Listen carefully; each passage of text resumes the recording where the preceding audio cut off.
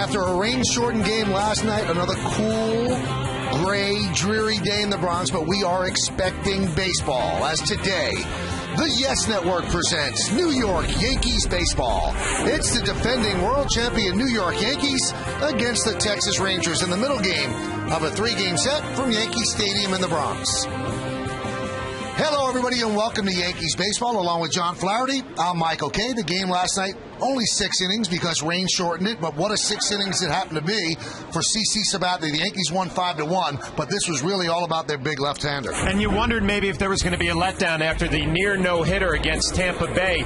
There was not. CC Sabathia was locked in right from the beginning, pounding the strike zone, getting ahead in the count. He had an outstanding changeup, picked up 9 strikeouts in this ball game, also had a good slider, a fastball that was located well, and he was just a totally dominant performance from the Yankees' number 1 starter. Good fastball to Josh Hamilton. 6 innings, 9 strikeouts. More importantly, picks up the win. Now, if you look at his 3 starts, he pitched very well in Boston until the end. He ran out of gas. Then that great start in Tampa Bay. And then, obviously, last night, what he did against Texas. Now, Scott Feldman will go for the Rangers today. The Yankee starter is A.J. Burnett. And so far in 2 games, he's been representative. You know, he's pitched okay. He's given up some runs in the first inning of both of his starts. So the Yankees are going to look for him today maybe to have a better beginning to the ball game. You're going to see some of the strikeouts against the Boston Red Sox, a real good power curveball. But the one thing the Yankees liked in his last outing against the Rays, he was throwing the ball over the plate. He only had 1 strikeout. That was to Zobrist, but he was very economical, kept his pitch count down. That's what he did against Boston. 5 innings, 7 hits, 4 runs against Tampa Bay. 7 innings, 6 hits, and 2 runs. And he's right around the 92, 95 pitches in both of those starts. So he could get up to 100 today. Well, 59 years ago, Yankee Stadium took on a certain amount of class. The voice of Bob Sheppard was heard for the first time. This is the anniversary of that first day that he was at the mic. That's coming up next on segment 2.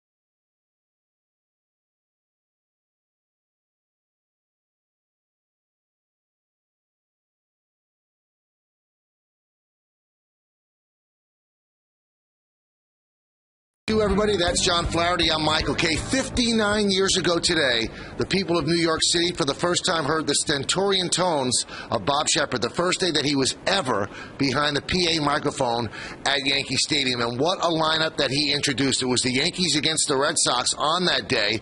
And the Yankee lineup, well, it was a pretty special lineup. Jackie Jensen, Phil Rizzuto, Mickey Mantle, Joe DiMaggio, Yogi Berra, Johnny Mize, Billy Johnson, Jerry Coleman, and Vic Raschi. And the first name that he ever introduced, because you always introduce the visiting team first, would be Dom DiMaggio, the leadoff batter for the Red Sox, and he played center field. Now, I've always wondered, John, a lot of people that play for the Yankees for the first time, they can't wait to hear their name announced by Bob Sheppard. What was it like for you? You know, it's special when you play for the Yankees to have Mr. Sheppard introduce you at the old Yankee Stadium. But as a visiting player, it's also a thrill that you look forward to. And I was actually lucky enough to spend my first day in the major leagues in the old Yankee Stadium as a member of the Boston Red Sox. And I was so excited to be in the big leagues that I didn't even pay attention to how Mr. Sheppard announced my name. But then coming back as a visiting player, it's the first thing you listen to when you walk up to the plate, and it just blows you away. He said Flaherty. That was what made it special. You know, and Jamie Reed is a trainer for the Texas Rangers, who the Yankees are playing today. He would always, it was like a big thrill for him. Now batting John Flaherty. You know, and like I said, as a visiting player, you get fired up because he's such a legendary voice. And as a home player, it even took it to another level. Mr. Sheppard is retired now at home. He's 99 years old, but we know he watches. We love you. We miss you. And that voice, well, we miss it, but we hear it every time Derek Jeter comes to bat. When we come back, we'll give our own lineups. First pitch, baseball next on Yes.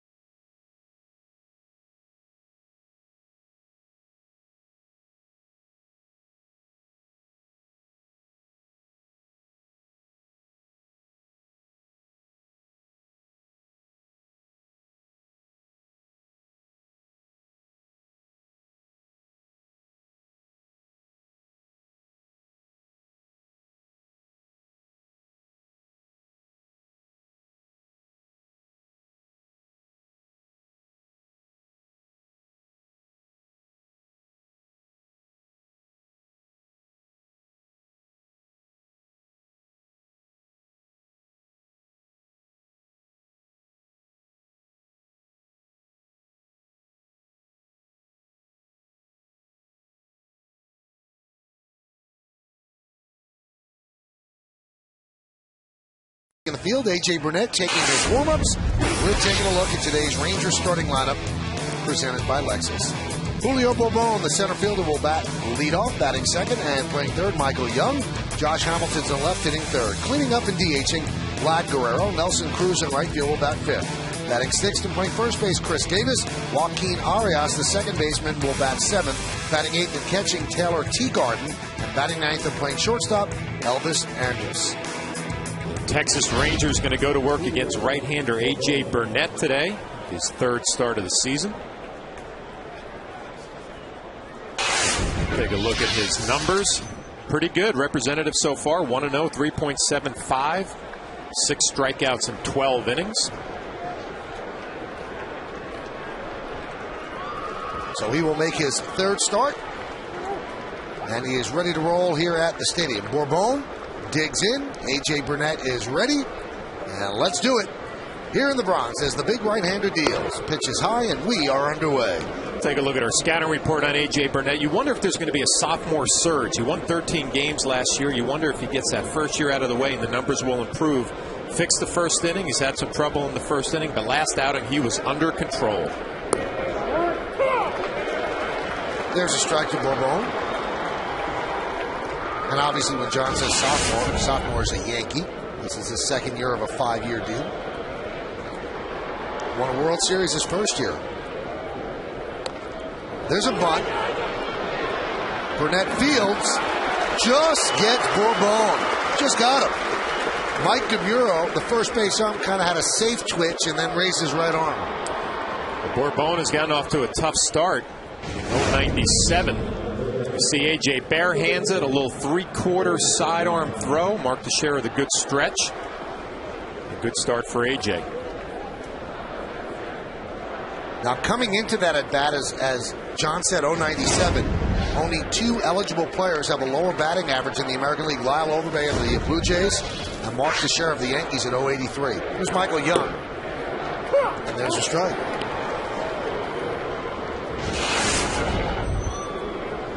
Kind of a cold, raw day here in New York City. The lights are on. A little bit earlier, the sun was trying to peek through. It looks like it's given up for the day. Gray clouds overhead. Almost has a feel of football weather.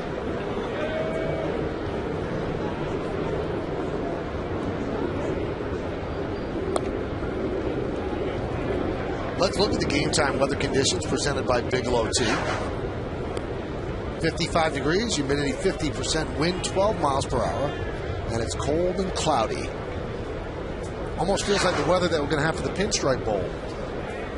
That 12-mile-an-hour wind is what gets you. It's a little chilly up here. Imagine it's a little worse out on the field. Count 3-1. You know, Michael, in that scouting report, I talked about a sophomore surge for A.J. And, you know, that first year as a Yankee, I'd say went pretty smooth for A.J. You know, didn't have a great year, 13-9, ERA just over 4. And you wonder if he can take it to another level. He really hasn't done it in his career. Maybe the second year with the Yankees will be that time. Well, you talk to players that face him, and they say that his stuff is filthy. I mean, that almost seems to be universal, which makes you wonder, why hasn't he been a 20-game winner consistently? He's never been able to really harness it and bring it together. Well, I think that's the key, harnessing it. We saw a little bit of his last outing against Tampa. Really threw the ball over the plate, only had 92 pitches in that game. Young might have helped him out. That pitch looked like it was outside, would have been ball 4. That's a secret with A.J. If you can get ahead in the count as a hitter, you're going to put some quality swings. And Dave Island, the pitching coach, really has been preaching confidence, and you see the numbers for the last 4 years. Big year in 08, 18-10. Chopped slowly to third. It's a fair ball. It's going to be a base hit. So an infield single for Michael Young. Let's take a look at the Yankee defense, which is brought to you by Mercedes. We've already seen Alex Rodriguez at third. Let's take a look at the rest of the infield. The captain is at short. Cano's at second to Sheppard. First in the outfield, Gardner, Granderson, and Swisher. That's left to right. Posada behind the plate. And Burnett on the mound. Teixeira won a Gold Glove with the Yankees last year. He won 2 with Texas in 05 and 06.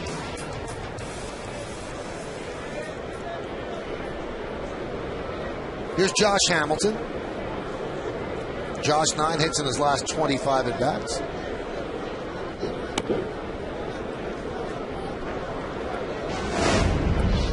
Take a look here. Michael Young rolls right over the top, and Alex Rodriguez does not have a play, just hoping this ball is going to get into foul territory. It does not. It'll be an infield hit for Michael Young.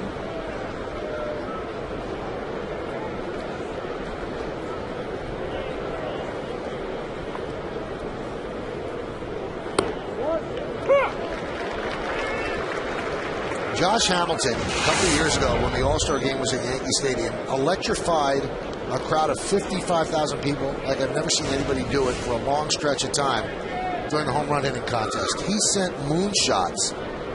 One almost left the ballpark, and just one after the other, these long home runs. Crowd oohing and eyeing. Great display of power. That one is lined to left field, and Gardner's there. Remember this, John? This was unbelievable stuff. Well, I had a great seat at the ballpark with my 3 kids watching it, and the kids were oohing and eyeing. You can see Reggie Jackson, Mr. October, was impressed. Josh really showed some personality, obviously putting on a display, but he had a good time with the New York fans. He ended up being the runner-up in that home run derby because he wore himself out in the early rounds. That's an eclectic resume, I'll tell you that. Out of baseball for 3 years. Vlad Guerrero fouls it off. We talked about Josh a little bit yesterday, that he's healthy now. He had a tough year last year. As you see the numbers for Guerrero, he's gotten off to a nice start to his Texas Rangers career. But he had some problems last year, a little surgery on the abdominal wall, and he said he's healthy, ready to go, looking for a rebound season. I actually, Michael, was lucky enough to watch Josh Hamilton take batting practice as a senior in high school before he got drafted. And I had never seen anything like that, obviously from a high school kid. So even then, you know, my college coach was from the Carolinas, and I'd go to hit with him before every spring training.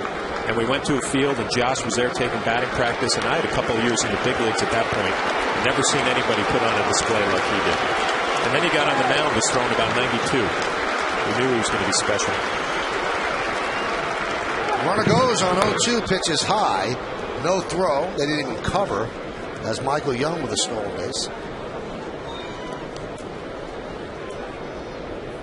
No chance for Jorge Posada, and you get Guerrero in an 0-2 count. You do not have to throw the ball anywhere near the strike zone. As a reputation, he will swing at whatever you throw up there. Bounce a curveball, go with a fastball up out of the zone. You have some choices. Grounded to third. Alex Rodriguez deep across the diamond, and that'll do it. So a scoreless first inning for A.J. Burnett. No runs a hit, no errors, and one man left. Rangers nothing, and the New York Yankees coming to bat.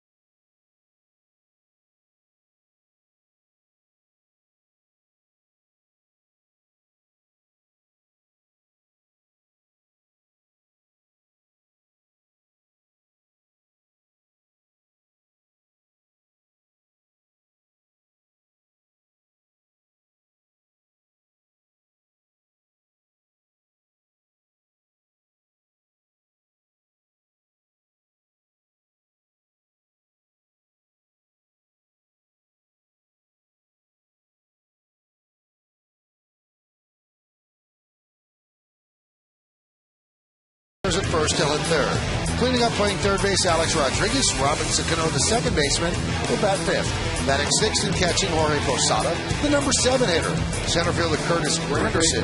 Nick Swisher's in right field. He's going to bat eighth. Batting ninth and playing left field is Brett Gardner.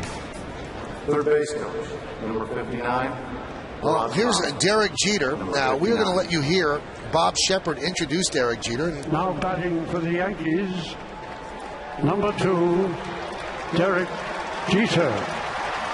Number 2. And that is per Derek's request. As long as he is a Yankee, he will come to the plate, introduced by the voice of Bob Sheppard. 59 years ago today, he read his first lineup, and it was the Yankees against the Red Sox. First name he ever announced was Dom DiMaggio, and what a great Yankee lineup he announced. And as long as Derek Jeter is in pinstripes, that voice will live on. Bob watches the games, and we send out our best, and we miss seeing him around the ballpark, John. Yeah, we miss hearing that voice. Hopefully, Bob, you're doing well at home watching this ball game, and a big treat to have my name announced at Yankee Stadium by Mr. Bob Sheppard. So here's Derek Jeter. Or as Mr. Sheppard would say, Jeter.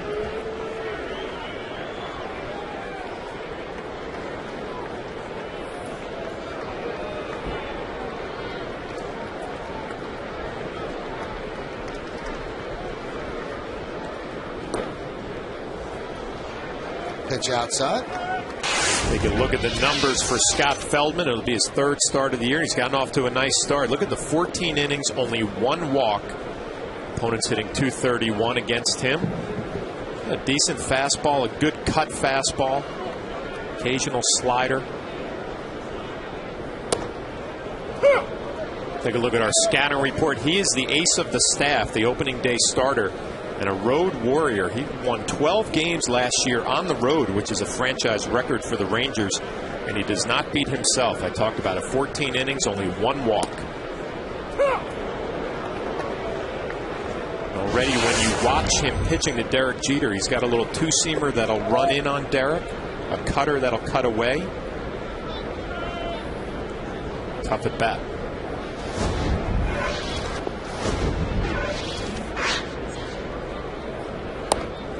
Count 2-2.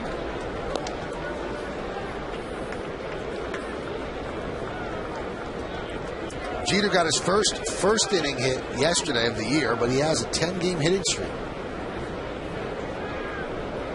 The 2-2. Right back to Feldman. Nice play. And there's one away. Let's take a look at the Rangers' entire defensive schematic, brought to you by Mercedes. In the outfield, Hamilton, Bourbon, and Cruz. That's left to right. In the infield, Young, Andrus, Arias and Davis, that's third to first. Andrus, the shortstop, slick fielder, 3 errors already this season. Teagarden behind the plate and Feldman on the mound. There were some plays yesterday that were scored base hits that really should have been scored errors.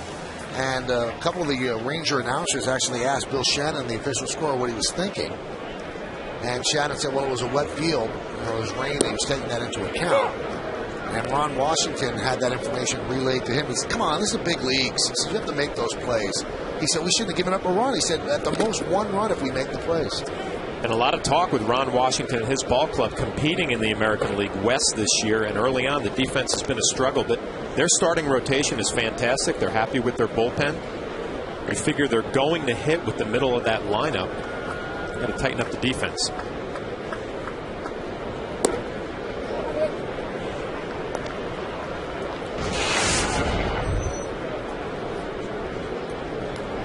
Johnson, 11 walks. Not real proud of that batting average, but that will increase as the year goes on.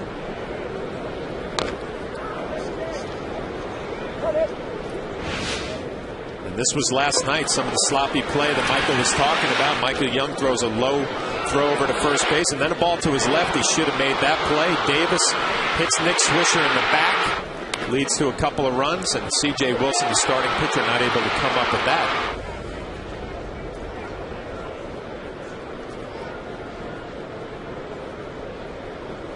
The 2-2. Missed inside. Look at the velocity for Feldman, 89 miles an hour, but he's got a nice little action at the end of his pitches as Alex Rodriguez looking on. A little cutter in on the hands of the lefty. He's got a 2-seamer to go away.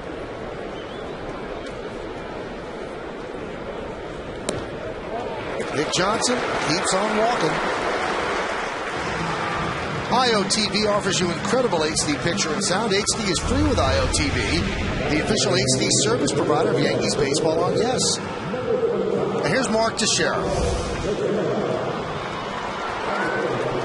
Mark's certainly struggling. There's no secret to that. And he needs to get off the schneid. 3 for 36.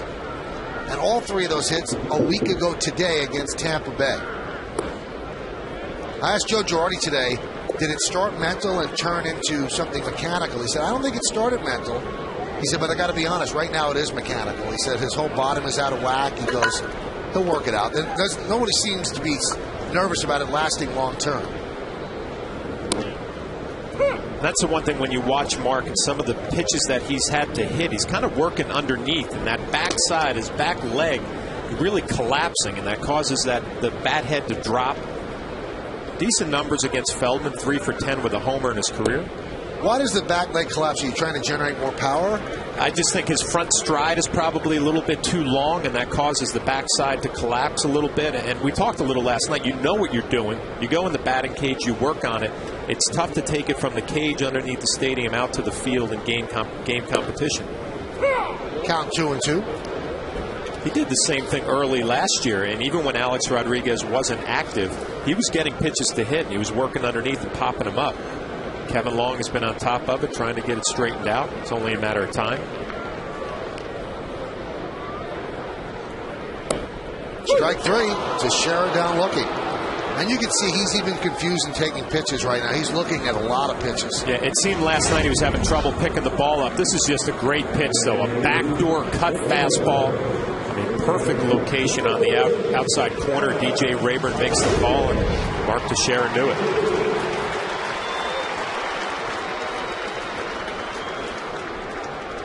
Here's Alex Rodriguez. Now, Alex, not off to a terrible start, but you look at the home run total, no home runs. That's in 39 at-bats. It's the longest streak at the start of a season for A-Rod in 15 years. 1995, he went 49 at-bats before his first home run.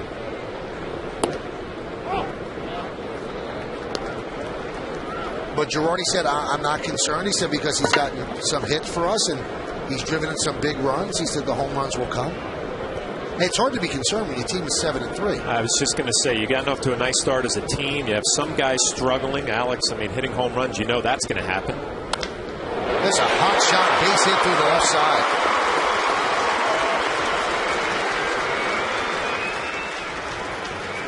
And now it's one of those hitters, once he finds that home run stroke, he seems to go a week where he hits, a bunch of home runs. And a good sinking fastball moving in on his hands. You see him just keep his hands inside and smoke this ball to left field. Nice, simple, short swing.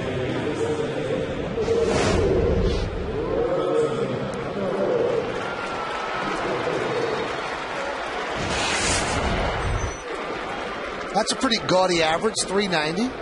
Shows he's not walking much. You want a negative, John? He only has a 395 OBP.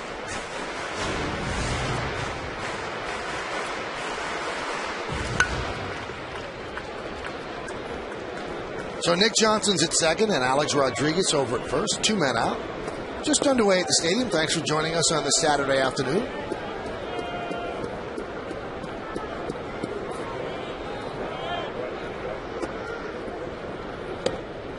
Pitch inside, 1-0. This is kind of like Curtis Granderson when he faces a left-hander. You're going to pay attention to Robinson Cano and what he does with runners in scoring position. You see 27 straight April games. It's the longest in American League history. And it's 1 game shy of the longest in baseball's modern era.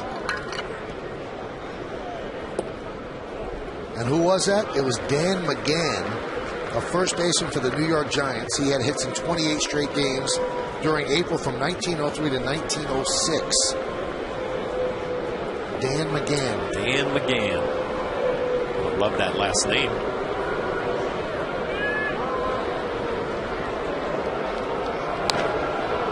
Grounded foul. We talked about you pay attention to Robinson Cano and what he does with runners in scoring position. Had a tough year last year in that department. Early on, 3 for 12 with runners in scoring position. So not terrible, not fantastic.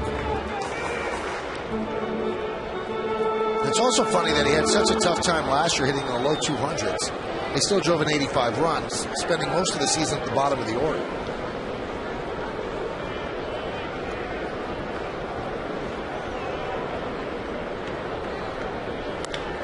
Grounded softly to second base. Arias to Andrus, and that will do it. No runs are hit, no errors, and 2 men left on base. We played one at the stadium. There's no score here on Yes.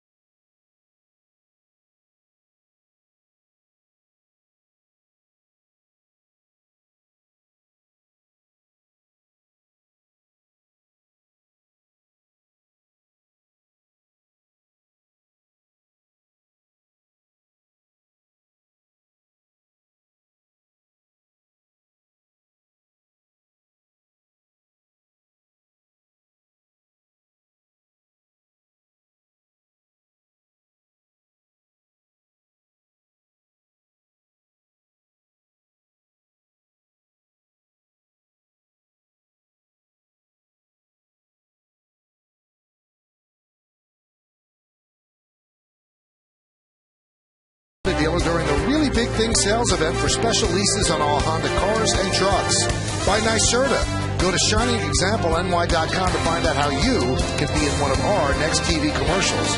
And by the 2010 census. It's not too late. Fill out and mail back your census form today.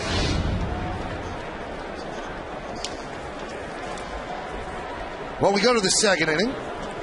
And Nelson Cruz is going to lead off against A.J. Burnett. Let's take a look at our Home Depot hitters scouting report on Nelson Cruz. Can he take it to the next level? The Rangers think that he can. Had 33 home runs, 76 RBIs last year.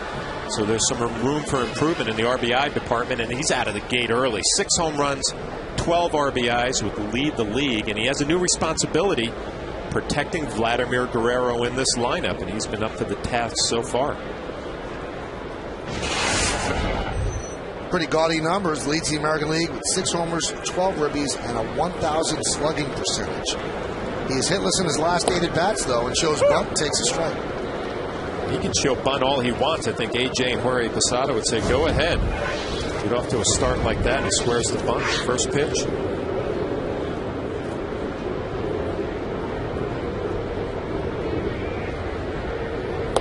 Swing and a miss. You know, the first thing you look at, Michael, I mean, obviously he's got plenty of power, but he's got a little open stance with his front foot. And as a catcher or a pitcher or a pitching coach, when you go over scouting reports, you want to see how much that front foot is going to move towards home plate. There might be room inside, but he doesn't overstride towards home plate. He's pretty much even. And Clint Hurdle, the new hitting instructor for the Rangers. It'll be a lot of fun to work with this young man. Some hitters who get so open here with that front foot, and they close it off and they lock themselves up. Just missed outside.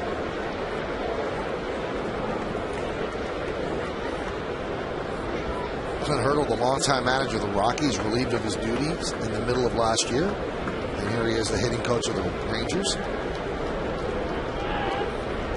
1-2. 2-1-2.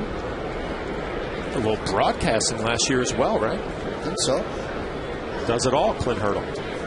He was replaced by Jim Tracy, who ended up becoming manager of the year and leading the Rockies into the playoffs. Now a lot of people pick the Rockies to go to the World Series this year.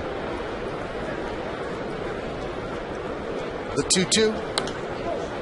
Fouled away. Clint Hurdle was actually the National League manager when the All-Star game was at Yankee Stadium a couple of years ago. He took the Rockies to the World Series.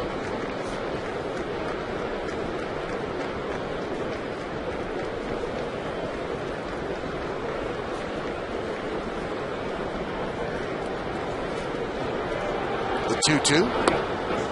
Hurdle was one of those guys that was classified as a can't-miss prospect on the cover of Sports Illustrated, but it shows you that baseball is probably the toughest sport to predict stardom, because everybody thought he was going to be a huge star, and it didn't work out that way.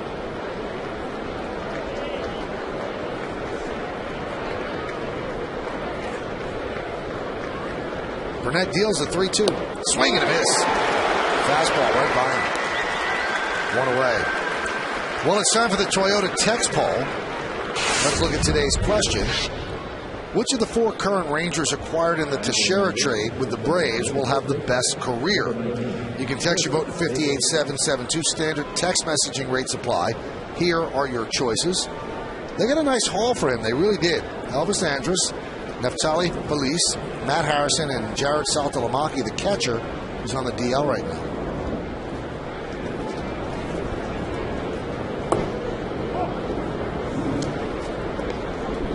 Braves acquired him for that big prize package because they felt that, you know, Georgia Tech and they'd have a chance of signing him, but then they got the sense that they couldn't. He ends up getting traded to the Angels. They wanted to sign him, but he wanted to play on the East Coast and ended up with the Yankees.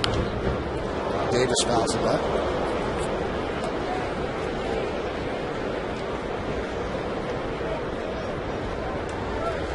Looks like AJ has a pretty good fastball early on in this ball game. Tell by some of the reaction of the Ranger hitters that it's got a little life at the end.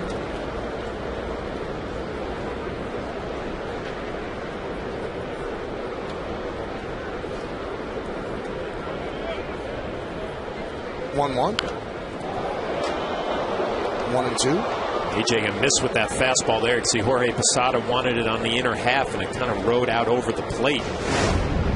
Setting up inside, Davis likes to extend his arms. He actually got a pitch up out over the plate. He could have done some damage, but was still late. Tells you about the life on the fastball from A.J. Burnett today.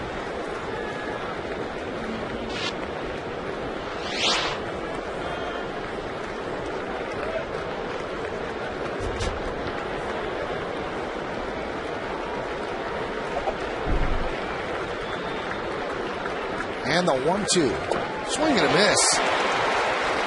I want a breaking ball in the dirt. Posada throws it to first for the putout.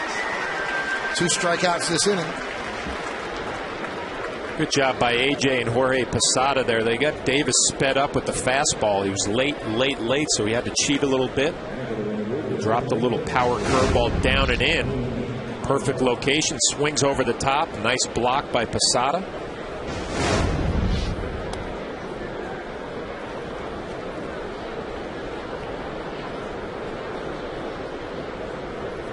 So Davis now 2 for his last 13. Here's Joaquin Arias, who has a 6-game hitting streak, during which time he's 12 for 23.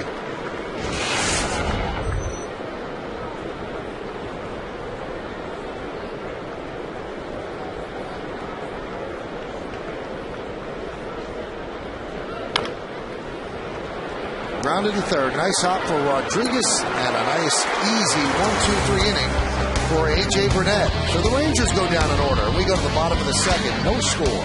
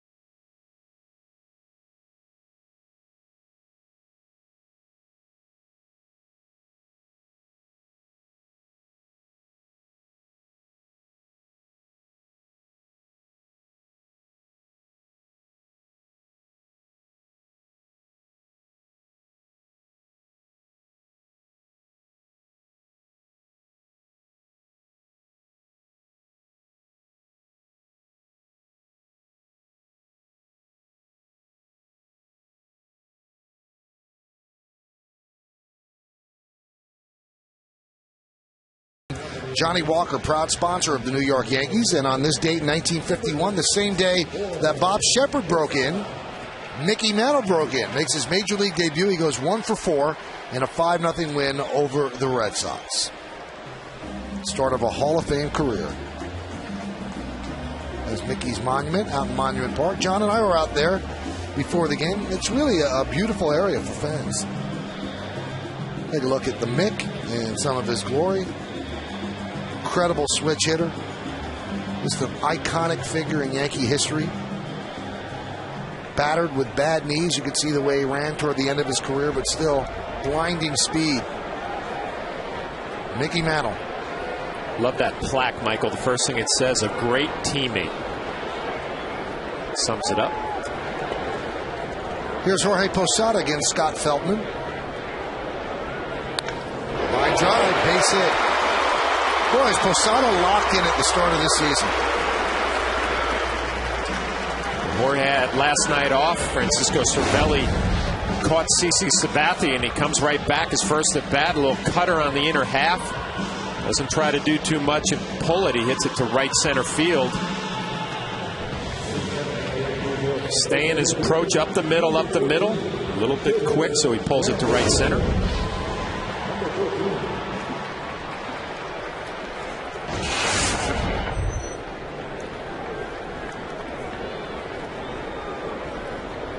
Here's Curtis Granderson.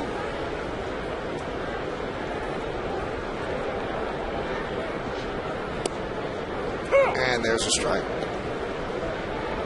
Curtis Granderson had to run to the ballpark today facing Feldman. He's 4 for 6 with 3 home runs in his career.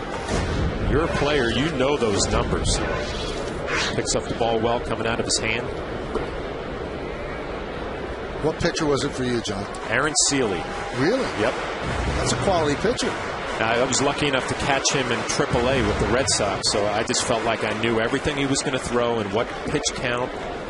Saw the ball well out of his hand.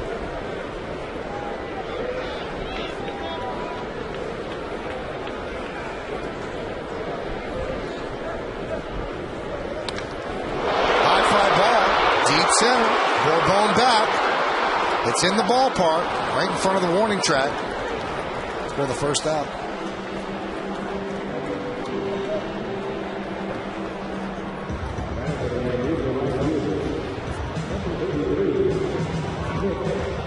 We've seen some balls really spanked on this homestand that have not gone out. In fact, 2 games already here this year have been homerless games. And all of last year, the first year of the new Yankee Stadium, there was only 1 game where neither team hit a home run. And I asked Joe Girardi, is it playing differently? He said it's actually playing more like it did toward the second half of the year last year. He said, but there have been a lot of strong winds blowing straight in this year. He said, so that might be it as well.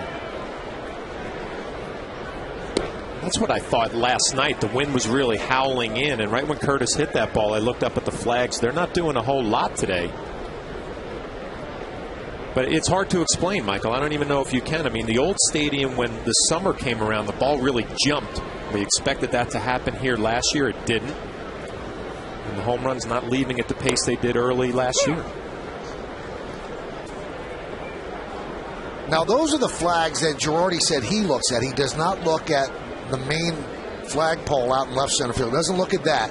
He said we look at the flags rimming the top of the stadium. Those are more indicative of where the wind is blowing. Swisher swings and misses. There was also a lot of conjecture last year, John, that when the old ballpark across the street would come down, that the wind currents would be different and that they would kind of knock off the wind currents that would come off the third base side and blow out toward right. Now, most of the old ballpark is actually down. Don't know if that's happening or not.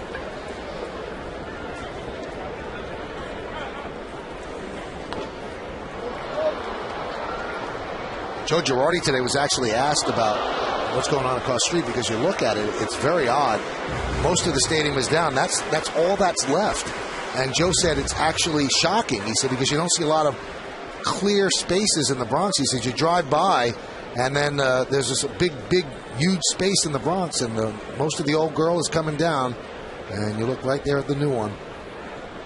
But Joe said it's actually shocking to see, because they hadn't seen it in a while. They came back from spring training, and then they drive to the ballpark, and I think when the Yankees left for spring training, most of the old ballpark was still up, and it's certainly most of it's down now. They said it came down in a hurry, right over a span of a couple of weeks. Mm-hmm. I had read, John, in a newspaper that's the single hardest building to ever tear down in New York because of the proximity to the subway. They couldn't implode it because of the subway tracks right near it. The 1-2. I'm rifling through my mind's Rolodex, John, and I went over every single at bat you had against Sealy, and I came up that you were 9 for 19 against Aaron Sealy. 3 of the 9 home runs, 474. I remember those 3 home runs. I was actually negotiating a long-term deal with the Tampa Bay Devil Rays at the time. Faced Aaron Sealy, hit 2 home runs in a ball game, and agreed to the contract right after the game. Did you give Aaron a little bit of a... I said, thank you very much, Aaron. He did okay by himself. He did all right.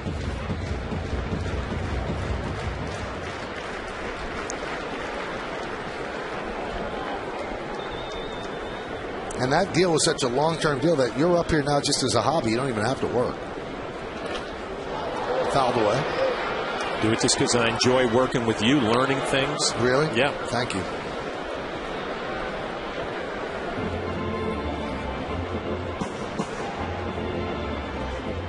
Joe Girardi used to be up here, but he didn't learn things from me, so he decided to manage the team.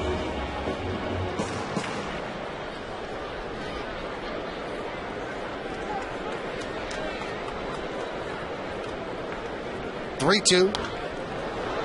Well, every time you look up, Nick Swisher is 3-2. I mean, every time. Well, I was just reading some body language of Scott Feldman, too, and we talked about it earlier. He throws a lot of strikes, but you can tell he's getting a little frustrated here early on because the Yankees are fouling off pitches. You mentioned Nick Swisher 10th pitch coming in this at bat. Mike Maddox, a pitching coach. The only way you can attack this Yankee lineup is throw the ball over the plate. Feldman is doing it. The Yankee hitter is spoiling a lot of good pitches. 3-2. Breaking ball, strike 3.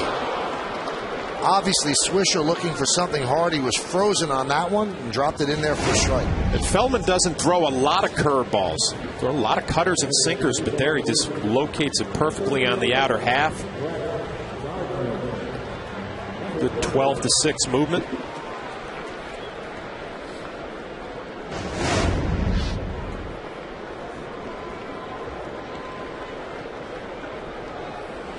Here's Brett Gardner. Brett has not started the last couple of games as the Yankees have faced a couple of lefties. Scott Kazmir and C.J. Wilson and Marcus Tim started those games in left and actually got 2 hits apiece. Actually, Marcus, one of the games he was a DH and Randy Wynn was in left. But last night, Tim's was in left field. Well, Marcus has been doing a good job against the lefties. Picked up a couple of hits last night. Brett Gardner has got to find these opportunities against right-handers when he gets a chance to start. Take advantage.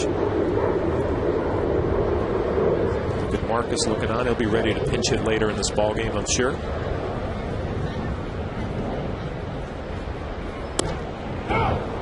Gardner could not hold up. Ball cutting in on him quickly in the count 1-2.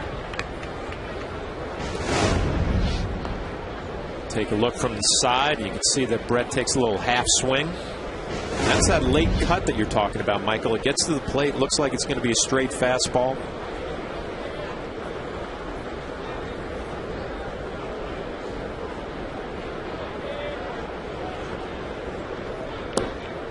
Just missed outside.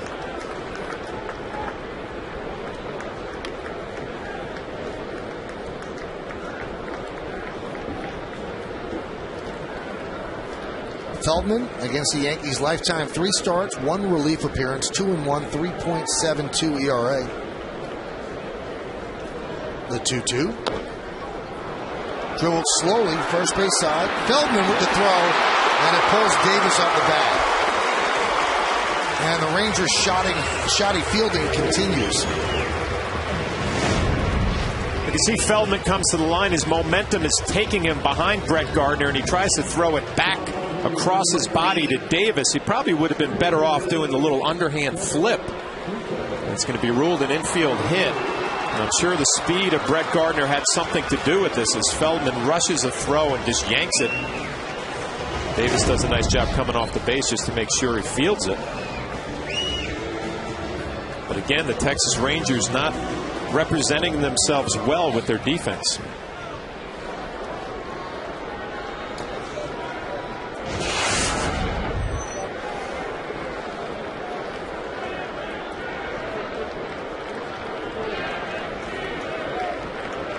Here's Jeter. Grounded back to the mound in the first inning. Swing and a miss. Count 0-1.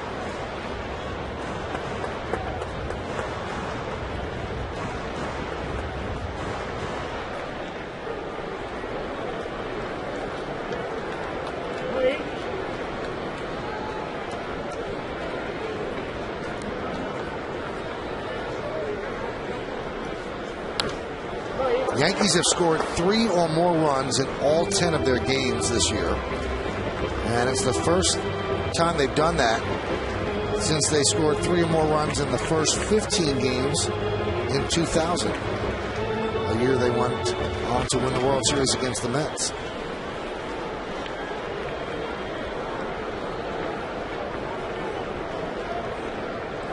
But Texas trying to hold them under that. Texas's ERA as a staff, 2.18, which is the lowest in the big leagues. An American League team that pitches half of its games in Texas has the lowest ERA.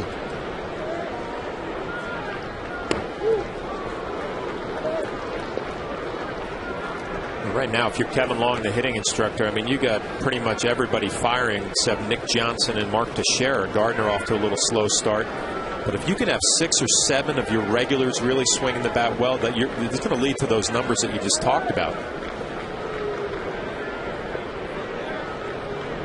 lot of switch hitters in the lineup, tough for a pitcher to navigate through. That's what makes the 7-3 start so impressive. Nick Johnson hasn't hit, Teixeira hasn't hit, and Alex Rodriguez isn't hitting home runs yet. Now you almost pencil them in for the numbers they always get, and if that happens, that's a formidable lineup without a place to land for a pitcher. Alex Rodriguez asking Jorge Posada to get a bigger secondary lead. It's amazing, John, how locked in he is during games. People say when he's watching the game, he's actually studying it. He's not just watching it like as a fan. Occasionally he'll laugh like that, but he's studying every move out there. Now, and it's the little things that Alex picks up on, like Jorge, if you get a bigger secondary lead off of second base with 2 outs here and 2 strikes, once you see Derek Jeter pull the trigger, you can take off because you know he's either going to strike out or put the ball in play. And that little half step might be the difference in scoring a run here with 2 outs. 2-2. Grounded. Through for a base hit. Let's see if he can score. Cruz comes up, and they're going to hold Posada. Cruz has a good arm. Posada doesn't run well. So the bases are loaded. Derek Jeter hits this ball well, and you said it, Michael. Cruz has a great throwing arm. Let's check out Jorge Posada. A little flat-footed when he sees the ball is put into play. Robbie Thompson all the way down the line. No chance.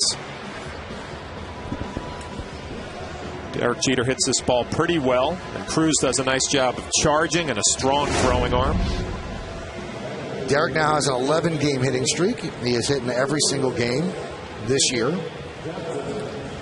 And Mike Maddox goes out and talks with Feldman. This has got to be driving Feldman crazy, too. I mean, he did a great job with Gardner making a tough pitch with 2 strikes, and he just couldn't make the play defensively. Then you get Derek Jeter coming up. He gets a base hit. Now you're looking at bases loaded with Nick Johnson. He probably could have been out of this jam with maybe 8 pitches ago. He made a play in the field.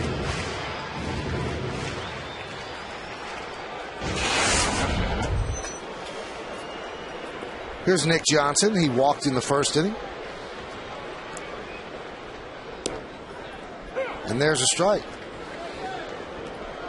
Yeah, Michael, I fully expect Nick Johnson to become more aggressive as this year goes on. I mean, he took a first pitch strike right down the middle. And I mean, the longer you're going to hit in front of Mark Teixeira and Alex Rodriguez, you're going to get a lot of good pitches to hit.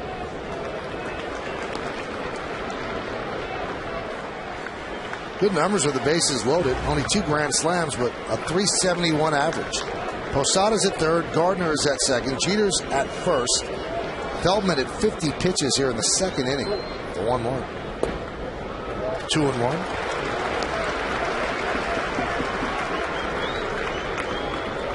See, this is a pitch right here if you're Nick Johnson. I mean, you look for something on the inner half and really get aggressive.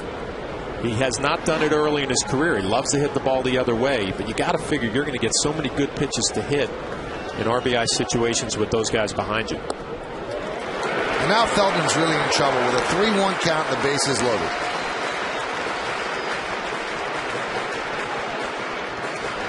You're Feldman right now. You got to throw it down the middle with a little bit of movement. You pick your side of the plate. A little sinker maybe, possibly a little cutter.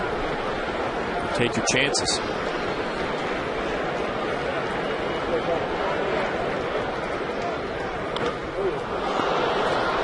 And the count full of 3-2. That releases the runners. 3-2 and 2 outs.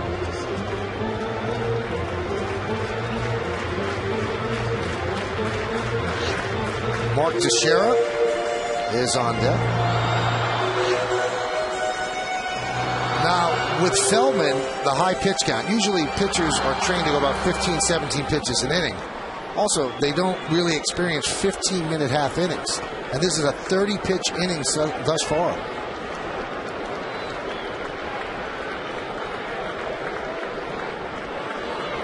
Runners go, 3-2. And the inning gets a little longer.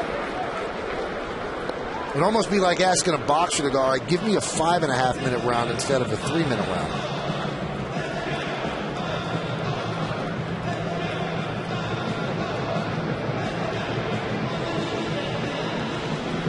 You can tell with the body language of Feldman, the Yankees are wearing him down. I mean, he's just showing you his shoulders are starting to drag a little bit. Making good pitches. They're fouling him off. What do I have to do?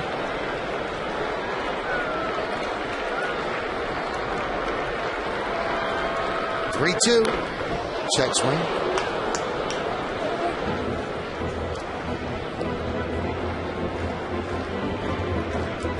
.38-year-old Jorge Posada doesn't need all those starts and stops for no reason. 33rd pitch this inning. 55 overall. The infield single by Gardner. He certainly did not help himself defensively.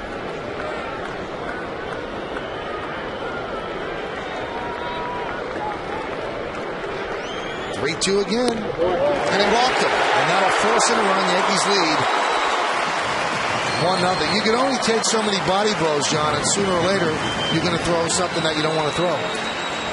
Kind of a borderline high pitch, but Nick Johnson has great eye at the plate. That's up pretty good, I guess. Teagarden tries to steal a strike there. It's not going to work. Johnson's 13th walk already this year. And here is Mark Teixeira, a good spot for him to break out of this extended slump. He struck out looking in the first inning. Fouled away. Like his attitude, though. You come up there, you know you got a pitcher on the ropes. You've been struggling a little bit. Be aggressive. Get a good pitch early and let it fly. Try to get rid of those mechanical thoughts in your mind. Go up there trying to do some damage.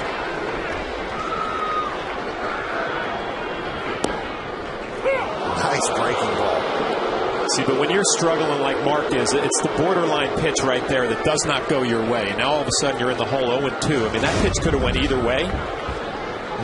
Maybe came around the plate, but when you're struggling like Mark, you don't get the call. Now you're really in battle mode. The 0-2 popped up behind the plate and out of play.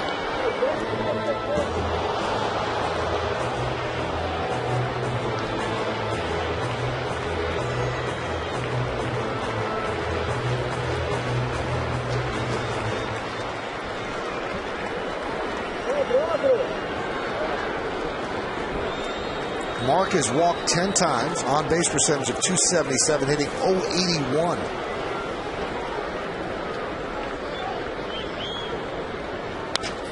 Shattered bat and a ground ball right side. Smothered there by Arias. Everybody's safe. A base hit for Teixeira. Gardner scores, and the Yankees lead 2-0. Maybe that sort of hit is something that could actually break him out of his slump. Let's take a look at the pitch-by-pitch brought to you by Suzuki Kazashi. First pitch fastball, Mark trying to be aggressive. Here's the borderline strike. Fastball up, and then a cutter shatters Mark Teixeira's bat. Going to be rewarded with an infield hit, an RBI. And if you're Mark Teixeira, you're thinking, you know what, that's the hit that might get me going. So he gets that foot down early, and the cutter in on the hand shatters his bat. He will take it. Feldman, 37 pitches so far this inning, and the Rangers have to get their bullpen up. They're one swing away from Alex Rodriguez making this game 6-0.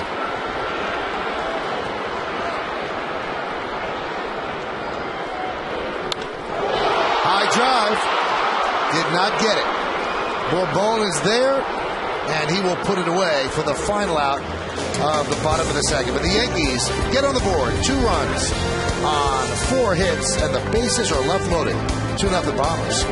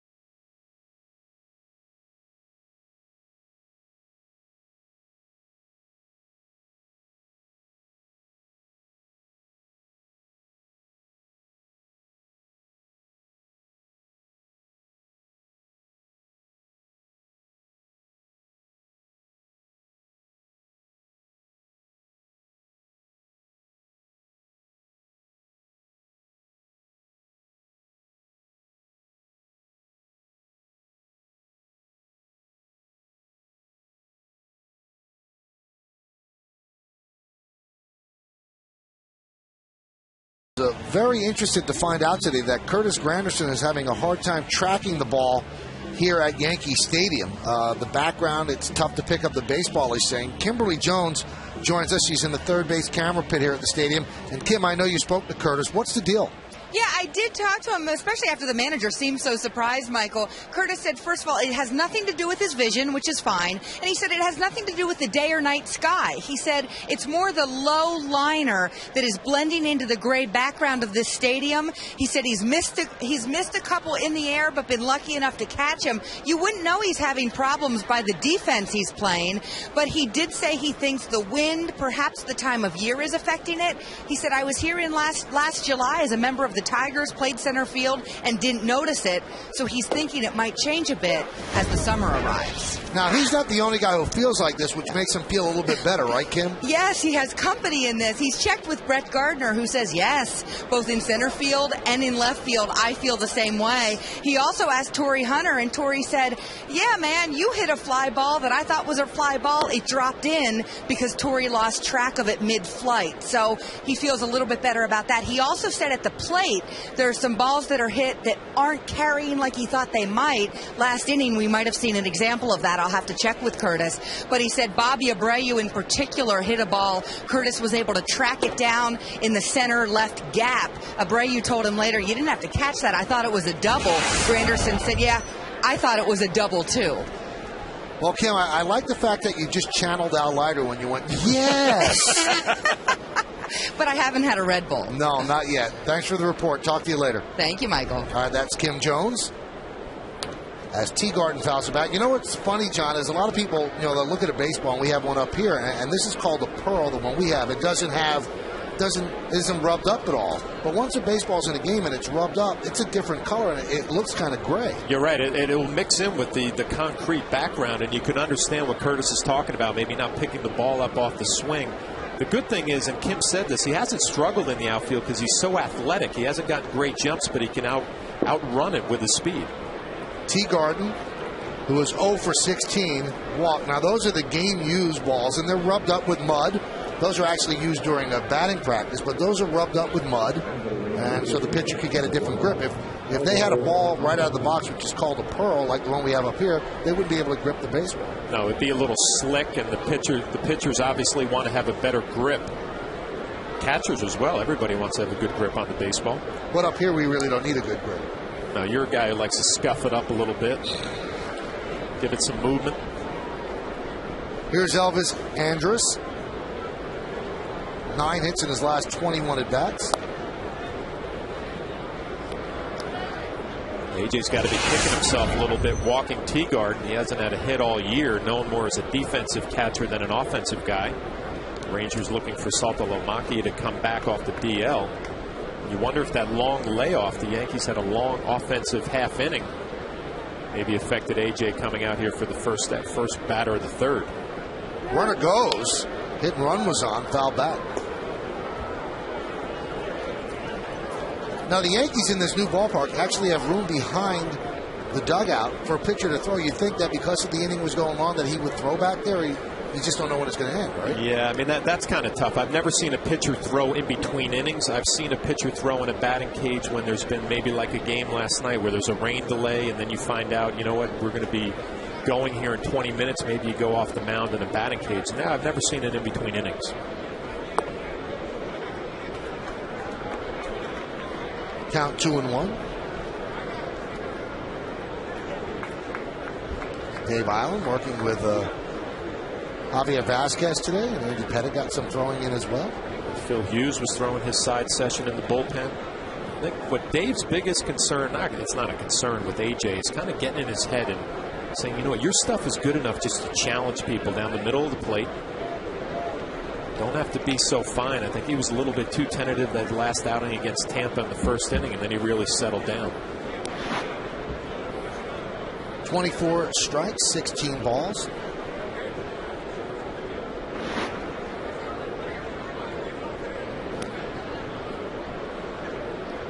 I mean, AJ's 33 years old.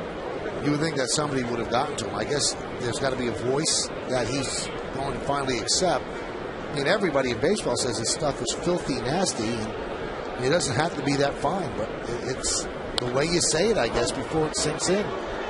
But you would think that if it was going to sink in, it would have sunk in by now. You would think, but he's just such a for a pitching coach like Dave Island, it's just got to be an incredible challenge because you have so much to work with. I mean, great fastball, strikeout pitch with the curveball. He's working on a changeup.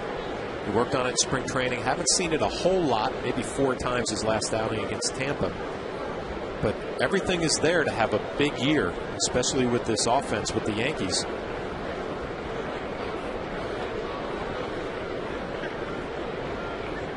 Two. Strike 3. Paints the outside corner. Andrus down looking. Tomorrow on Yes, don't miss an all-new WB Mason presents the Joe Girardi Show. The Yankee skipper recaps all the excitement of the home opening series against the Angels and the Rangers, plus a look ahead to the Bombers' West Coast road trip. It's all new tomorrow at 5, and it's only on Yes. We talk about being aggressive. This pitch is just perfect. I mean, you can't do anything with that if you're Andrus. Down, away, perfect strike.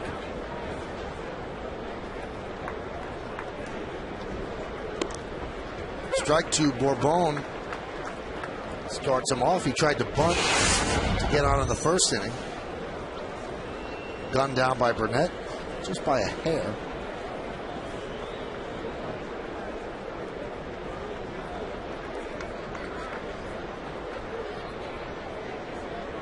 And the 0-1. That one gets past Posada as Teagarden moves to second.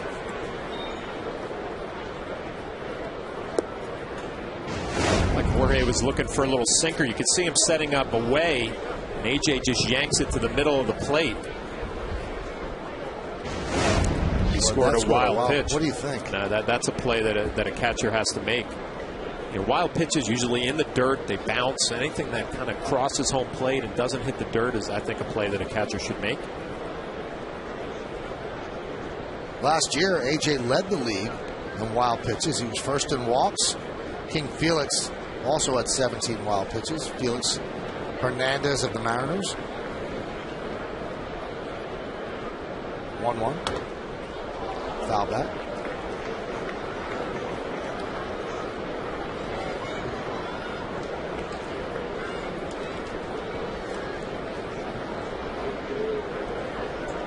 Bourbon has gotten off to a tough start. 0-94 coming into this at bat, but he's #1 draft pick of these Texas Rangers in 07 out of the University of Tennessee. He's going to get a chance to play every day. They like his speed, his athleticism.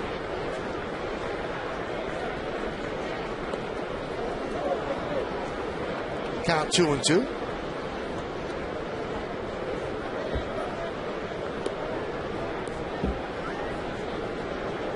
Posada did not catch last night. Francisco Cervelli, his second straight start with Sabathia, and boy, they teamed up very well. But Joe Girardi said today, I like my backup catcher to catch only one guy. He said, so you can get to know him. But Cervelli does know Sabathia very well. He caught him 10 times last year. He said, so we're not going to go with him catching just one guy. Grounded to second base. Cano gets in front of it. 2 away as Teagarden moves to third. Thinking back to that game last night with CC Sabathia, it was a clinic on everything you would want to do as a pitcher. Get ahead in the count, expand the strike zone to pick up some strikeouts, 9 and 6 innings. And I thought his best pitches last night were his changeup and slider. The fastball didn't have that great velocity, but he was ahead in the count all night.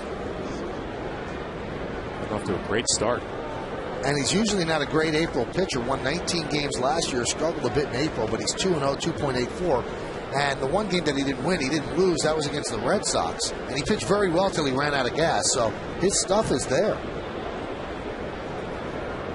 It's usually not this refined this early. Michael Young with a fly ball to right. Drifting back is Nick Swisher. And that's going to do it here in the third. So the walk does not hurt. No runs, no hits, no errors. 1 man left. We go to the bottom of the third. 2-0 Yanks.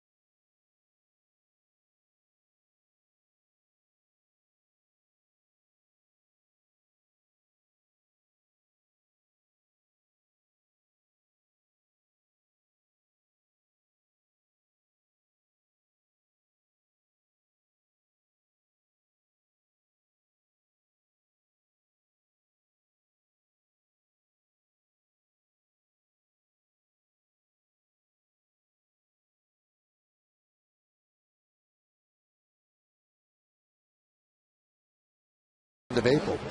And Oakland has gotten off to a great start this year. I guess maybe a little bit surprising in the American League West. Great pitching, John. Yeah. I'll be on that trip. I'll take care of that for you, Michael. Thank you, thank you. Or I'll be on the West Coast part of the trip. Yep. You and Kenny, right? Yes.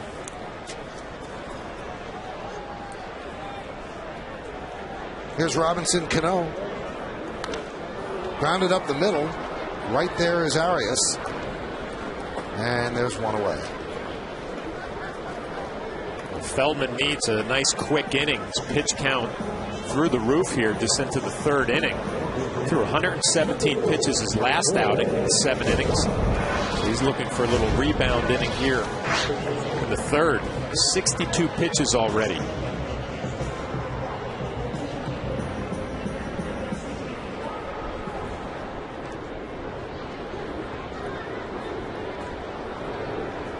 Here's Posada.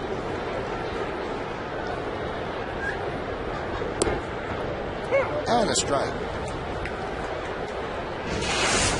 Since the start of the 2000 season, Posada leads all catchers in home runs with 201, RBI 779, and doubles with 278.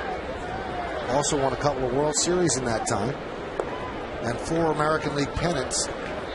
And you see numbers like that, John, and I'm telling you, people kind of raise their eyebrows when you say this. He's in the Hall of Fame discussion. Oh, definitely. He's definitely in the discussion. Even when you're around the ballpark and you talk to some of the scouts who are here scouting the games, and today the comment was, when is this guy going to slow down offensively? 38 years old, ball still jumping off his bat, 245 home runs career, almost 1,000 RBIs. And a member of 5 World Series teams. Yeah. How many All-Stars? I'm not sure about that. And also, there's always a debate about 5 World Championship teams because he actually was not on the roster of the World Series team in '96. But he did make 5 All-Star teams. We looked that up. But he was on the '96 team throughout the season, just wasn't on the postseason roster. But he certainly was a big contributor in every single other World Series.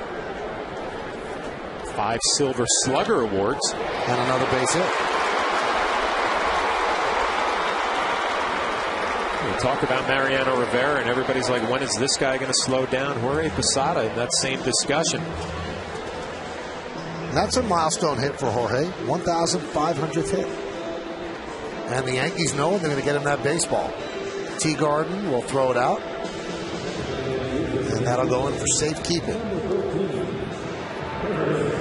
No! Just threw it in that bucket. Stevie Donahue, the trainer's got to get on that ball there. I hope he finds it. He's digging in right now, the kid.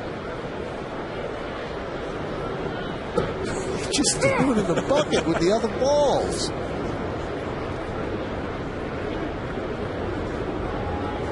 Good luck.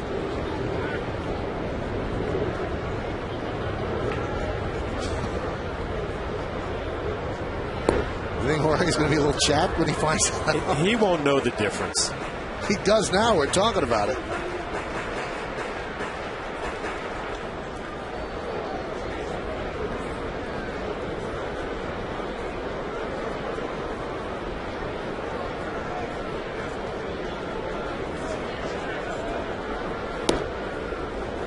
Moves Granderson off the plate. Count 1-2.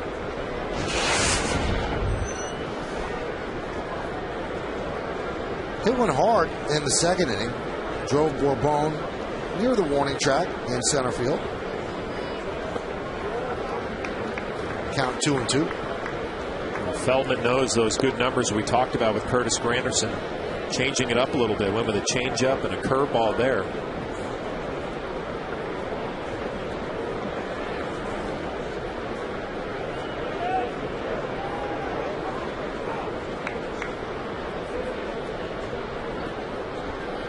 Two, way outside. Last 3 seasons, Granderson, no one in the American League had more than his 206 extra base hits. Triples, doubles, 30 home runs last year.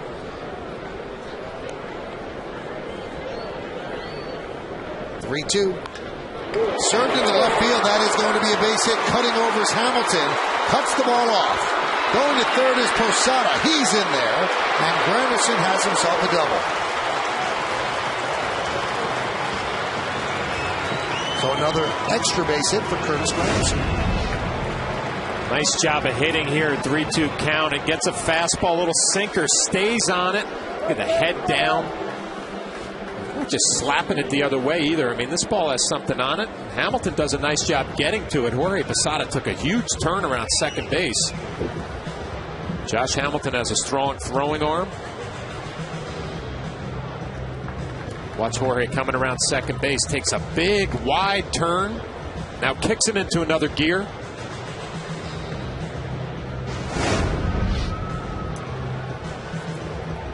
And Ron Washington out on the mound. We've had action in the bullpen for a while, so I don't know if he's going to take the ball from him. Looks like he is, and Feldman doesn't seem happy. So the high pitch count, 73 here in the third inning, finally gets to Feldman. Ron Washington wants to keep it right here because he sees how well A.J. Burnett's throwing. So he goes to the bullpen. We'll be back.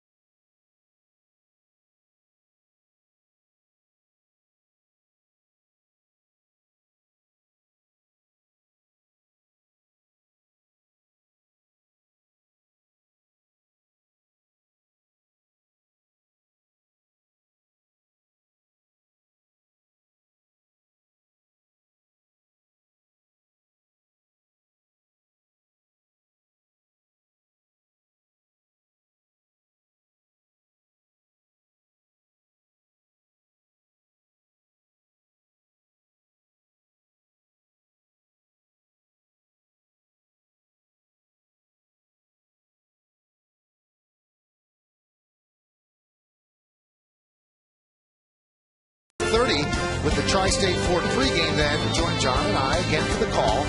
That's Rangers and the Yankees. That's tomorrow at 12:30, only on Yes.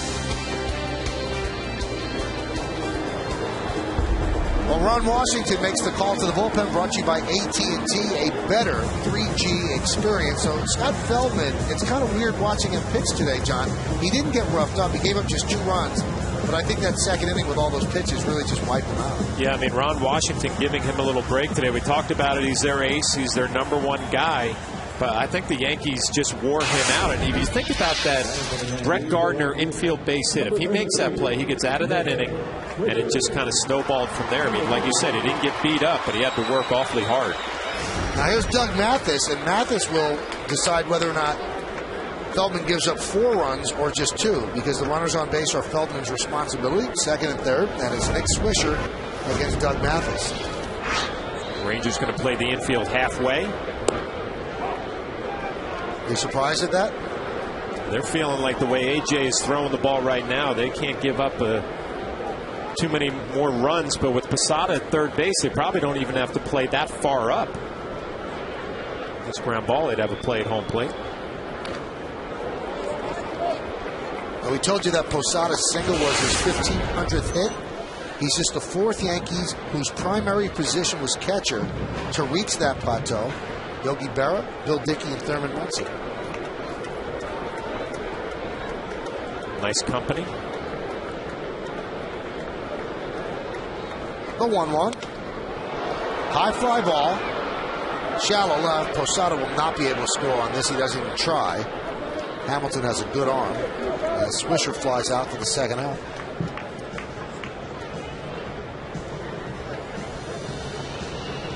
Nice job by Mathis. He's known as a sinker slider guy. He dropped a nice curveball that Nick Swisher got him to work underneath it.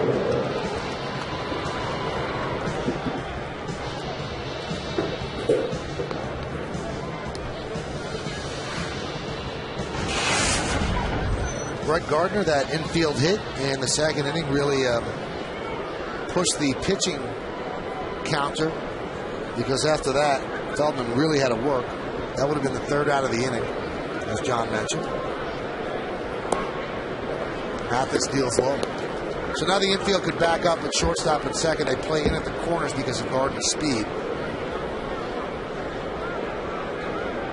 Brett Gardner, I mean, you're facing Mathis. He's got a good sinking fastball. You just stay on it the other way. Even if you hit it on the ground, you have a chance. So Michael Young playing up on the grass, respecting the speed of Brett Gardner. Possibility of a 2-out bunt. With Brett, you got to just start thinking about slapping a line drive right by him with Derek Jeter on deck.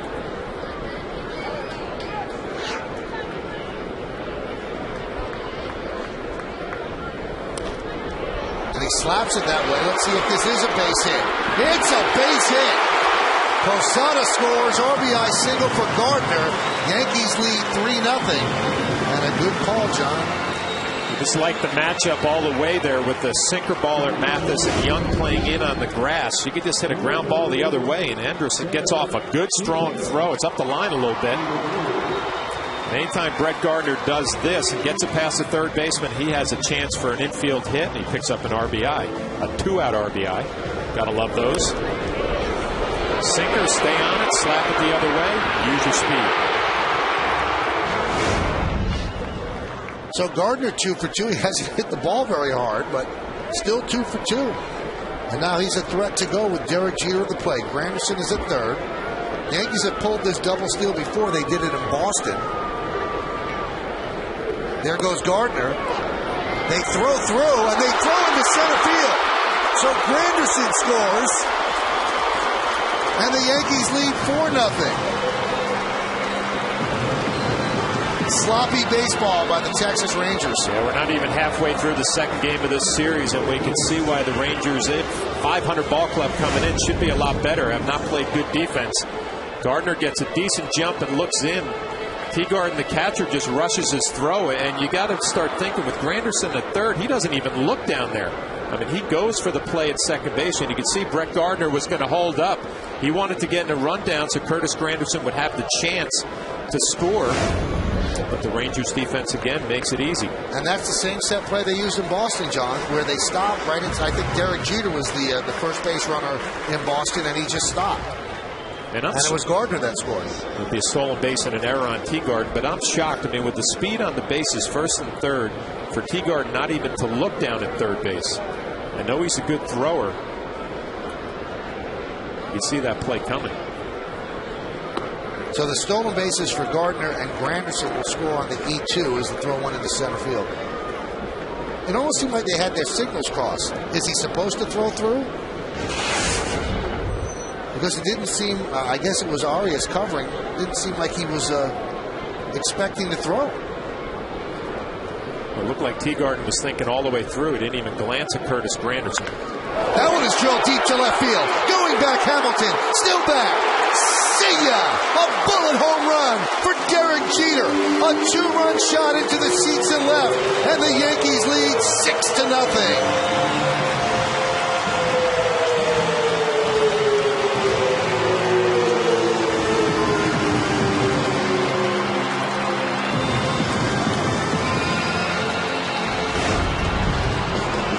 His third home run of the year for Derek Jeter.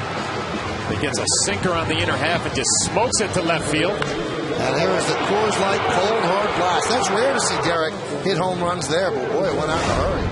Yeah, you love what the Yankees did in this inning. I mean, with Brett Gardner 2 out, slapping it the other way, and then Derek Jeter finishes it off with a 2-out bomb.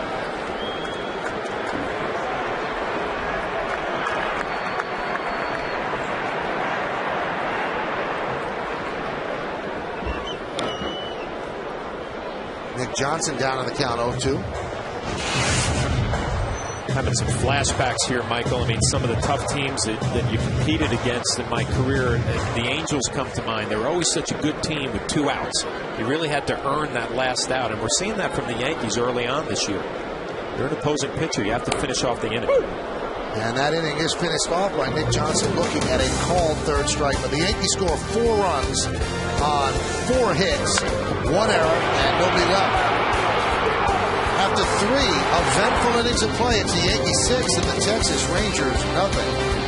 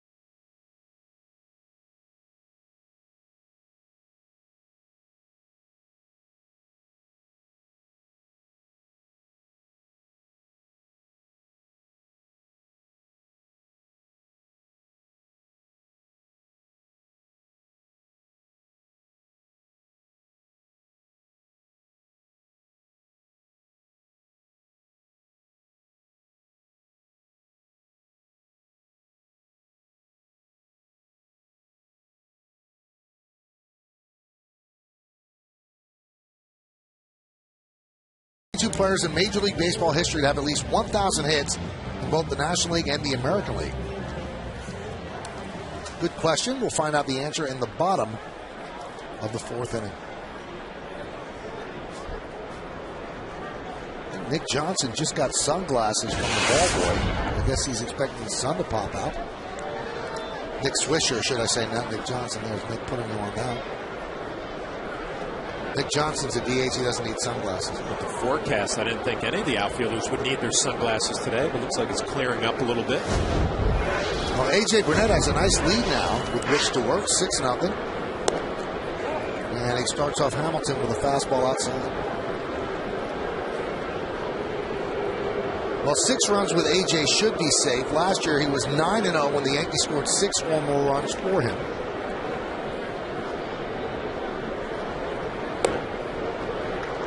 If you're any pitcher, you love getting 6 runs early in a ball game to work with, but you really got to keep your focus and keep your game plan. Whatever Jorge Posada and AJ talked about before the game, stick with it. You're going to try to talk yourself into maybe it's a 1-0 game, not easy to do.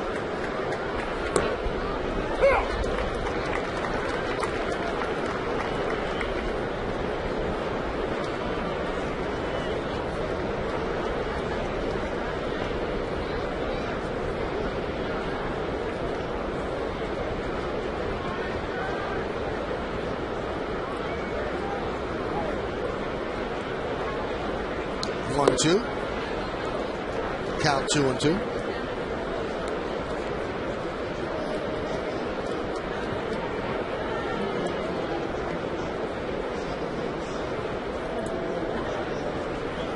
Hamilton, Guerrero, and Cruz in the 4th.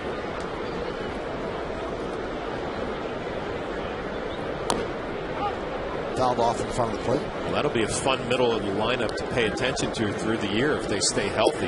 Hamilton had his injuries last year. Vladimir Guerrero, the same thing with the Angels. Nelson Cruz kind of coming into his own. A tough middle of the lineup to navigate if you're an opposing pitcher.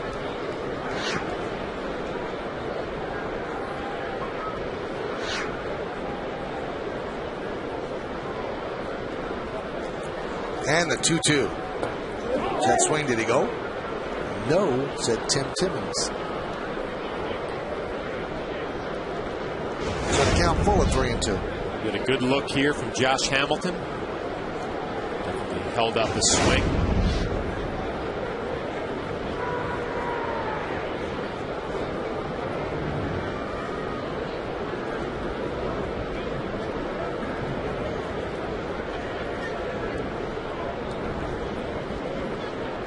And the full count delivery. Grounded softly to third. Alex Rodriguez right there. And there's one away. That's going to bring up Vlad Guerrero. Now, the Angels were just in town, and talking to people around the Angels, they say that Guerrero's going to be missed in the lineup, but he's more going to be missed for what he means to the young Latin players on the team. And not so much Vlad, but Vlad lives with his mom. And he would take all the Latin players home after each game, and his mom would cook them dinner. And they felt comfortable and they felt secure, and that's no longer there. So Guerrero now at the Texas Rangers, and the Angels miss his bat, but the younger Latin players also miss his mom. Well, rice and beans.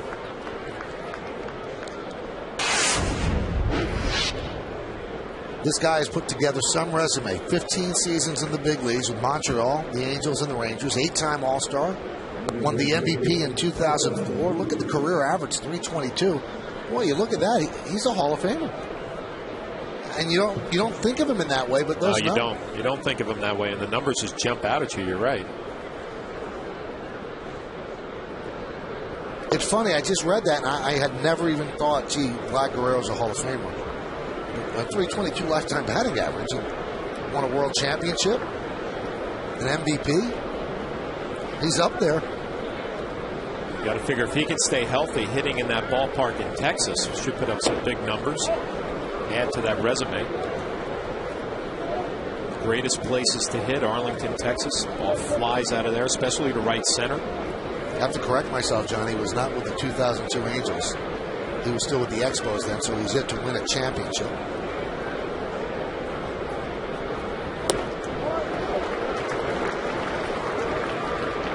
Shows you how good A.J. Burnett's fastball is. A 2-0 count, throws it by one of the hottest hitters early on this year.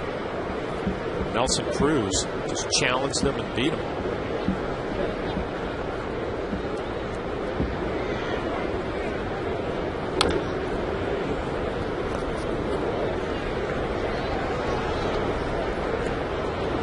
A.J. had a nice little action on that two-seamer there. We'll take a look at the motion.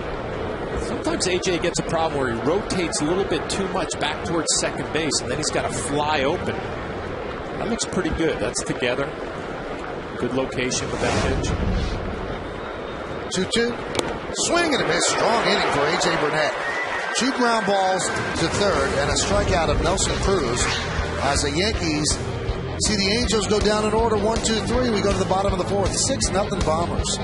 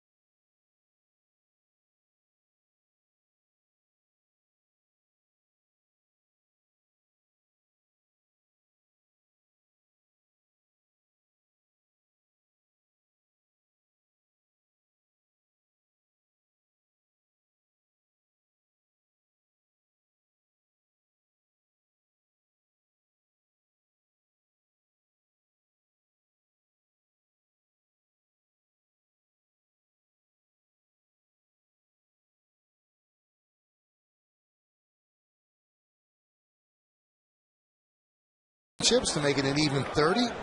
Out there on the wall in right center field, Mark Teixeira against Doug Mathis. It's 1-0. Yankees lead 6-0. Teixeira with an infield broken bat, RBI single in the second. Could that have snapped him out of it? Grounded foul. Saturday's a big day for him. All of his hits come on Saturdays. He's got 4 this year, 3 last Saturday, and 1 today.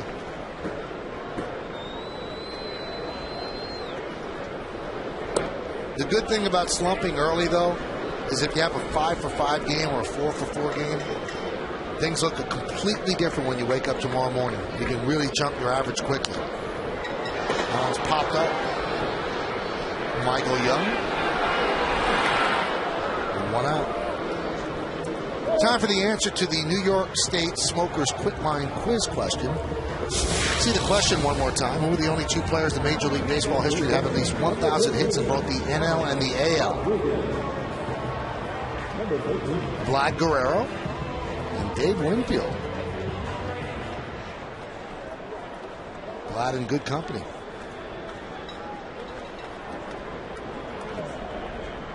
Here's Rodriguez. And a strike. Yeah, Michael, you bring up a good point with Mark Teixeira that if you struggle early and you go 5-for-5, your average is going to jump. But I'll argue the other way. It's not fun looking up at that scoreboard and you see 105. And I know he's not going to end up there, but if you struggle later on in the year and you get off to a good start, you don't notice it as much because you're still hitting 250, 270. Not fun for any player, especially a guy like Mark, to look up at the scoreboard and see your batting average on the interstate.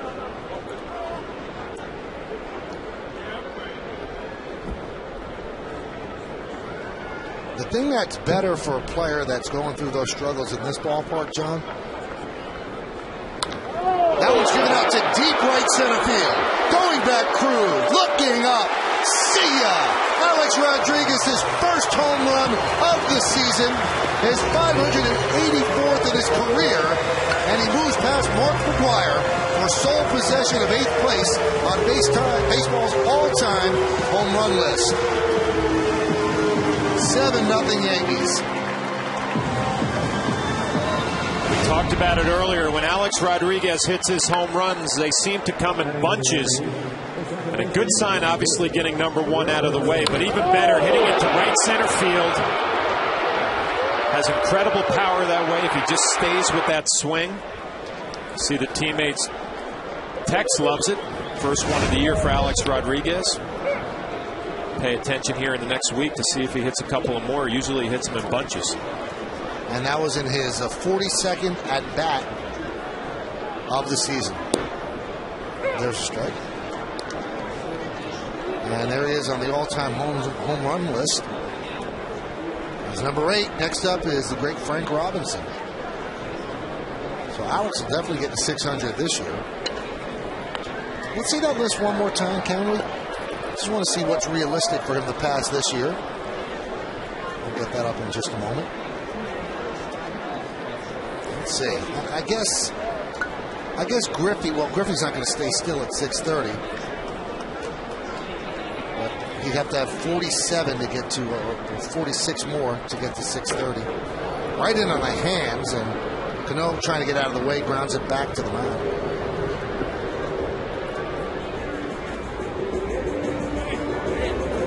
That'll be a sense of relief for Alex Rodriguez. Get that first one out of the way. Now you filled up that column. Now you look to add on.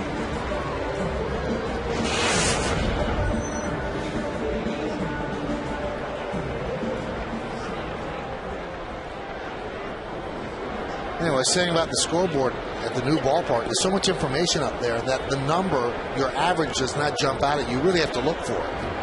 So Posada's hitting 387, and you have to look. It's over here. Pitch is inside. But in the old scoreboard, if you remember the one in center field, there's a 387. But the one in center field in the old scoreboard, it used to be a big block letter. So when you were slumping, you knew exactly what you were hitting.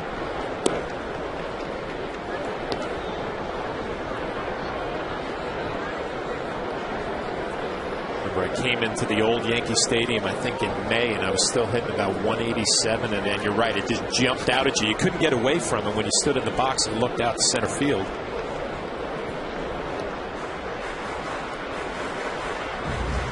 And you all know the scoreboard we're talking about from the old place. That was when Reggie hit the home runs in that World Series. It said Reggie on it, Reggie. But that's where they put the average, the RBIs, and home runs. And they were in big, big letters and numbers.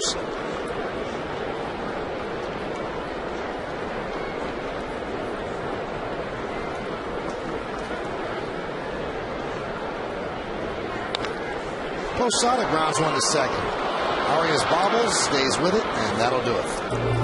But Alex Rodriguez finally gets off the schneid, home run wise. There it goes.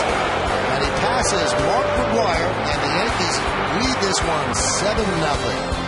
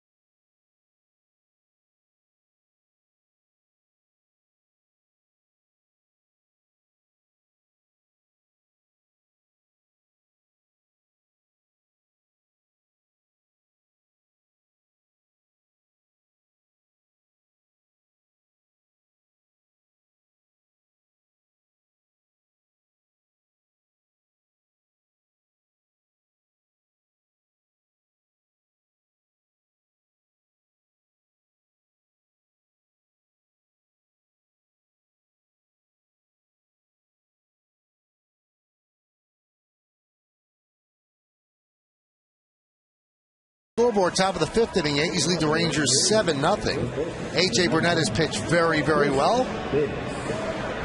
And Scott Feldman, the ace of the Rangers, didn't get roughed around so much as he just got outweighted. The Yankees made him work and work and work, and he had thrown 73 pitches before they took him out in the third inning. So Chris Davis will lead off here in the fifth against A.J. Burnett.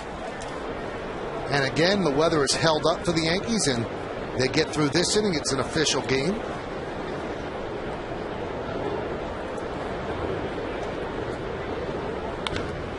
Davis rifles one to left field. Gardner can't get there, and he's going to have to play it off the wall. Davis will chug into second with a leadoff double. We expect the Rangers to be aggressive now, behind 7-0. A.J. comes in there with a first pitch fastball, and Davis just extends and drives it the other way. Ball jumps off his bat. He's got plenty of power, but he strikes out a lot. He's shortened that swing a little bit. I always thought these were the toughest 3 outs to get, Michael, for a starting pitcher. When you're up by 7 and you're having a relatively easy ball game, you know if you get through the 5th inning in line for a win, you really got to bear down in this 5th.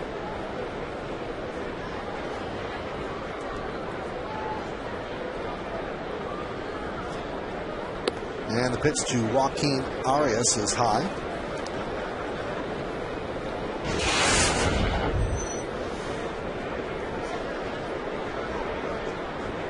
Arias hit 429, kind of holding the fort until Ian Kinsler comes back off the disabled list.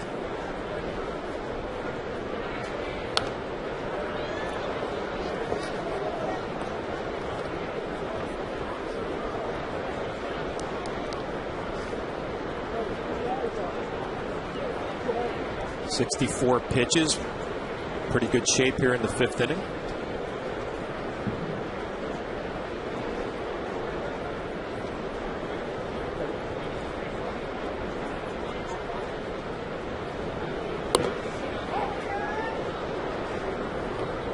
Joe Girardi admitted that his team caught a little bit of a break yesterday with the rain out.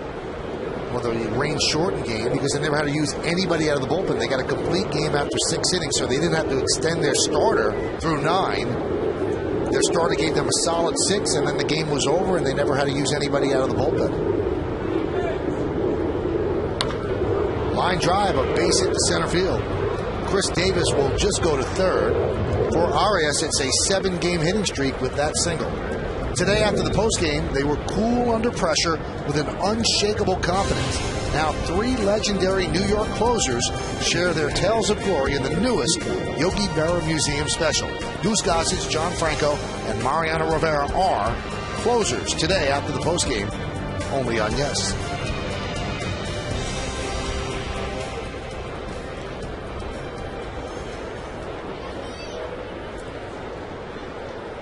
Well, here is Taylor Teagarden, who walked in the 3rd inning. He is 0 for 16 this year with 11 strikeouts.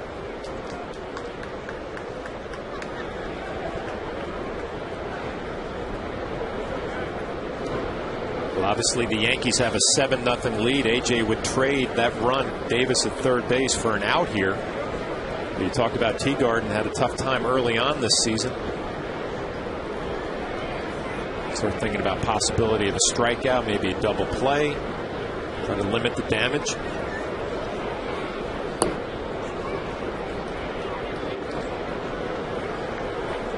But it goes through the starting pitcher's mind, Michael. I remember dealing with guys with a big lead, and they say, I just got to get through this 5th inning. I have to get through this 5th inning. Get yourself in line for a win. Got to keep your focus. See Jorge Posada trying to get him through this inning.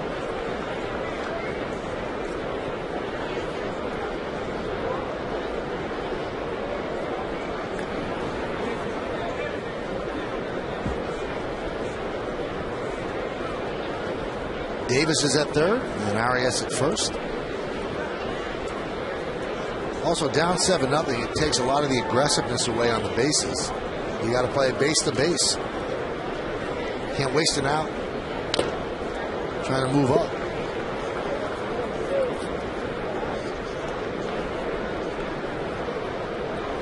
Look at the numbers here. First 6 innings against Boston, 9 hits and 6 runs. In the last 10 innings, it's 7 hits and no runs. So one of those 6 innings is 1 inning in Tampa, and then after that, he's really settled down.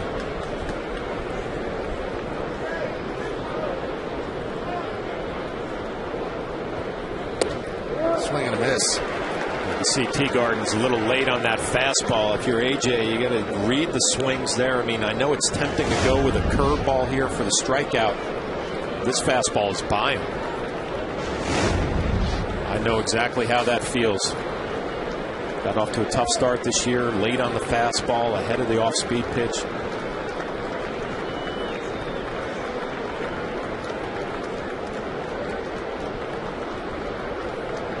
And the 1-2. Went with the fastball, this one fouled out. A little better swing. Got it going a little bit quicker. You see, pay attention here if AJ read the swing. 70 pitches, 44 strikes, 26 balls.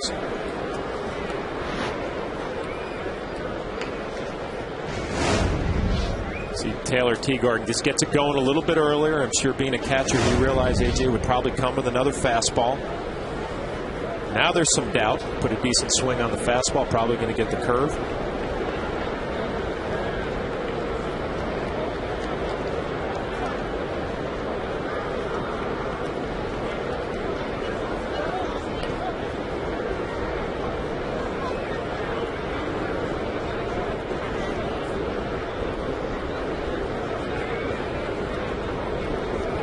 Teagarden, the number 8 hitter in the lineup.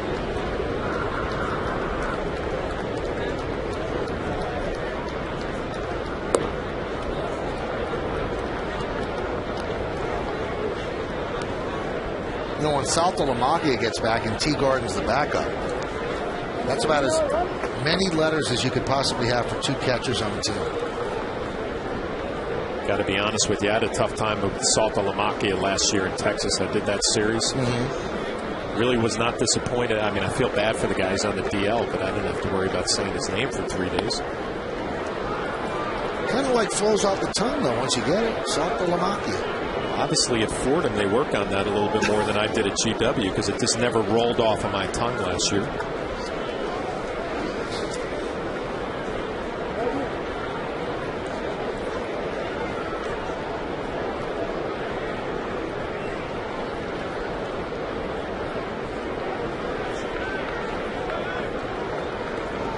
Three-two count on Teagarden.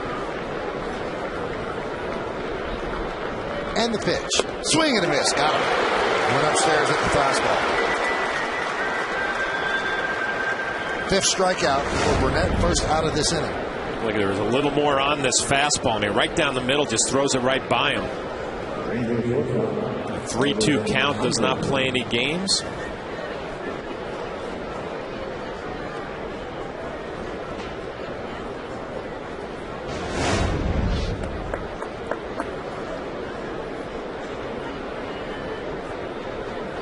Here's Elvis Andrus.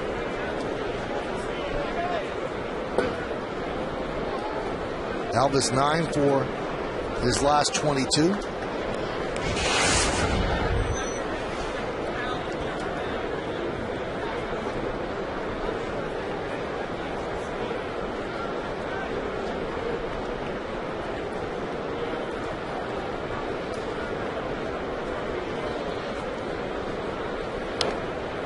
Count 1-1.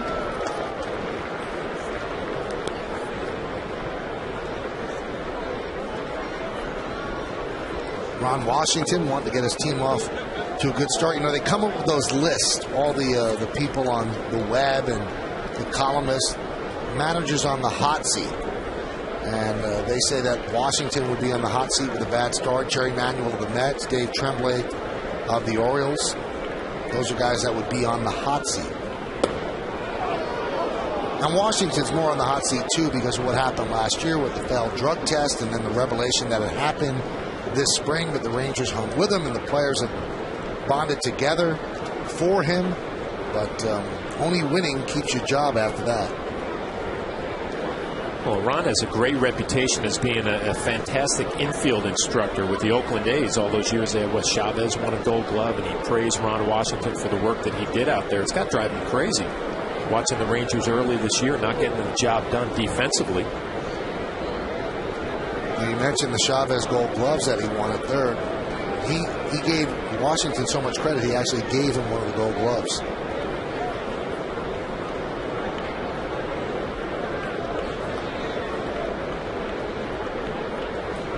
Well, the president of the Rangers certainly not making it any easier on the team or the manager. He said that this team right now is a 92-win team. Well, at this point, they're an 81-win team because they're 5-5. But they have to play better defense, especially a team that's built around pitching. You have to maximize your outs. They're going to score runs, obviously, in Texas, but when you got good pitching, you don't want your pitchers to overwork because you're not making the plays behind them. 3-1. 3-2. AJ's had a good fastball all day and some hitters counts. He's throwing the ball right by these Texas Rangers there. A 3-1 count. Pretty much middle with a little bit of movement. We've seen that all day.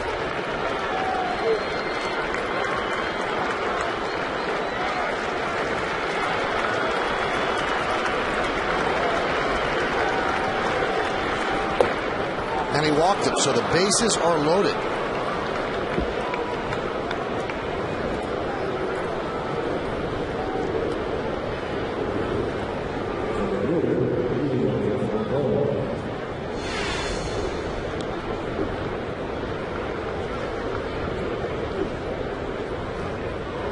And this is not the guy the Rangers want out with the bases loaded, Julio Bourbon, who is 0 for 2.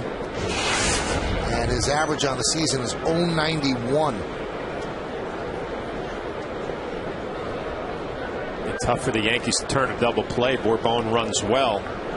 Have to be a hard ground ball. Gets a pop-up. Nobody comes home on this. Infield fly rule was called, and there's 2 away. So now they have to navigate through Michael Young to get out of this jam.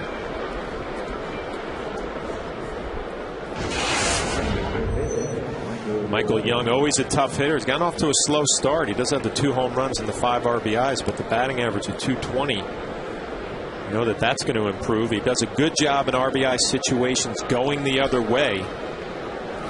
See if AJ would try to crowd him a little bit in on his hands this at bat.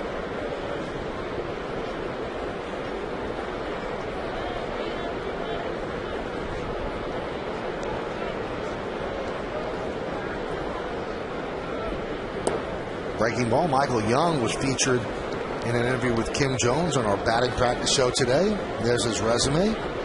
11th big league season, 6-time All-Star.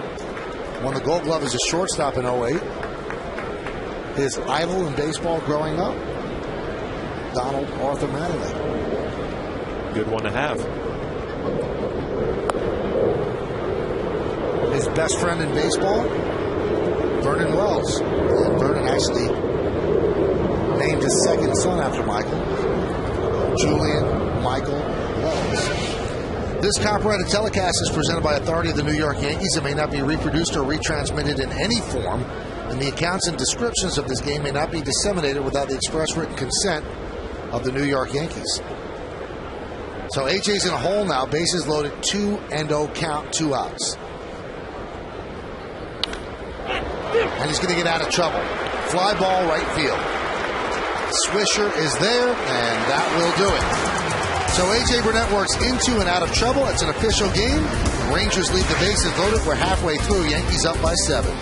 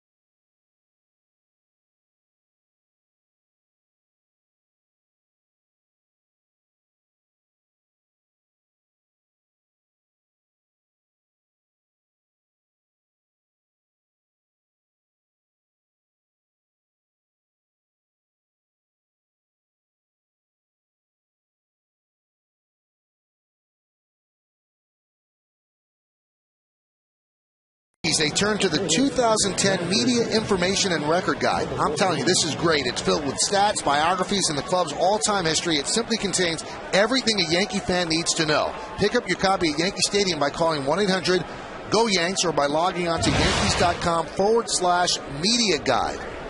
I don't know if we could do the games without the media guide. No, we definitely can't. Well, you probably could. I mean, you store it all up there. You're saying it's a big head. There's a lot of storage space. Acela Express. It's 7-0. Curtis Granderson grounds one in the hole, and it's a base hit. He took the same route as Gardner did earlier, John. You hit the ball there to the left side, you're fast out of the lefty batter's box, you got a chance. Well, Andrews goes to his right, and he does a nice job backhanding, but he couldn't find a grip to come up with a throw. We'll watch Curtis getting out of the box. Pretty good shape. But it must be nice just to slap it the other way and pick yourself up an infield base hit.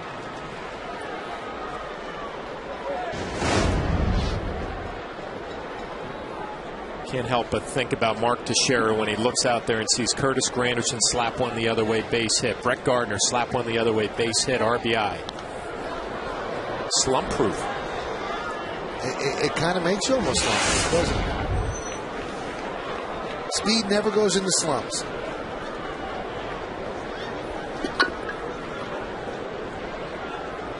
Pull that from my baseball cliche guy. Count 1-1. Oh, that is a little Yankee fan. Look at those eyes. Very content. I haven't had that look for a long time.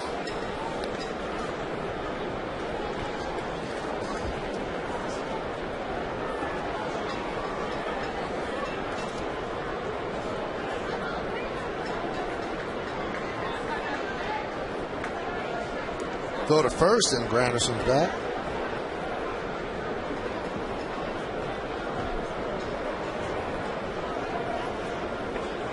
Swisher today struck out looking, and a fly ball to left. That one's driven to left field. Boy, does Hamilton play a shallow left field. He has to really track back to make that play for the first out. Time for another look at today's Toyota Text poll. Once again, the question, which of the 4 current Rangers acquired in the Teixeira trade with the Braves will have the best career? You've been texting us at 58772. And here's how you voted. 36% think it's Neftali Feliz, who's now the closer. Boy, he throws hard. Elvis Andrus is next. Salta Lamacchia is third. And Matt Harrison is fourth. Well, Andrus is going to have a nice career. I mean, he had a nice year last year, his first year playing every day, playing shortstop. Expect him to get better.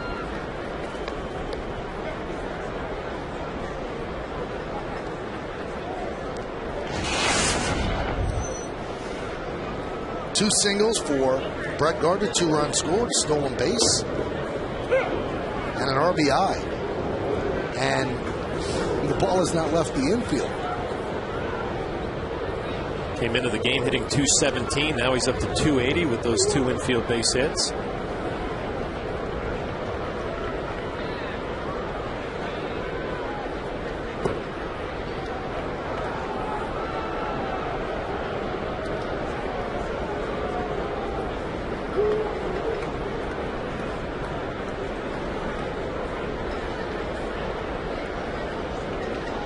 I'm a little surprised, Michael, Brett Gardner not getting the everyday reps in left field coming out of spring training. Marcus Tim's done a nice job.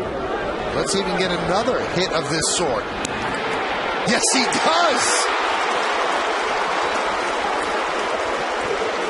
What would you say if you strung together all of the hits, 150 feet?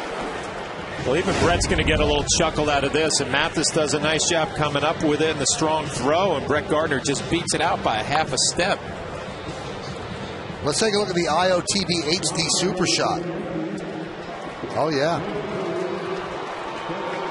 But I just can't get out of my head that Mark Teixeira's got to be sitting in that dugout saying, I can't believe I'm wide. He's 3 for 3, hasn't hit a ball out of the infield.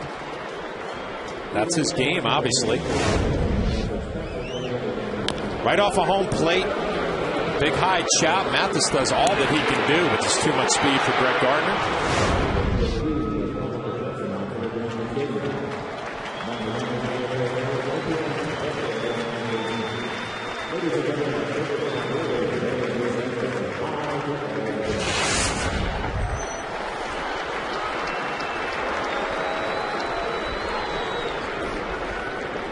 Here's Derek Jeter with runners on first and second with 1 out.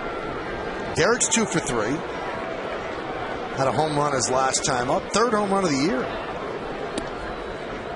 And he had his 3rd home run in 09 on, let's see, April 17th. So the captain is consistent.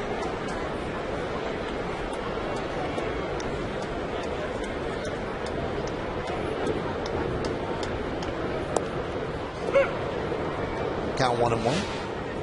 In the 3rd inning, Derek gets a fastball in the inner half. A few times a year that he actually tries to drive the ball to left field. Usually stays inside and powers it to right center. Ground ball left side. Smothered there by Andrus. Everybody is safe. Third hit for Jeter, and the Yankees have the bases loaded. Well, nice job by Andrus going to his right. He saves a run here, just knocking it down. Derek Jeter picks up another base hit. There was going to be no play either way, but he does a nice job just knocking it down, keeping it in the infield, holding Curtis Granderson to third base.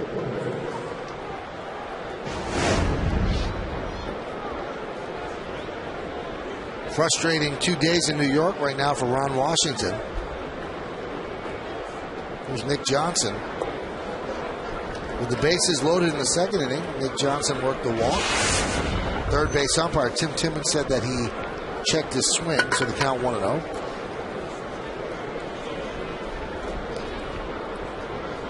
Yankees have 5 infield hits today. And all 3 runners on base, infield hits this inning. Strike. Count 1-1. Well, they had a terrible game, the Rangers did, their final game in Cleveland before coming to New York. They booted that one away. Sloppy defense yesterday didn't help. And today, the same deal.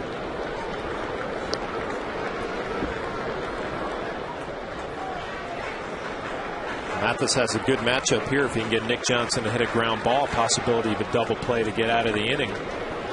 Only problem with that, Nick usually drives the ball the other way, stays on the two-seamer. Good hitters count here, 2-1. Shattered bat. Let's see if they can turn 2. There's one. On to first, it's a double play. So the Yankees, no runs, 3 infield hits, no errors, and 2 men left on base. We played 5, 7-0 Yanks.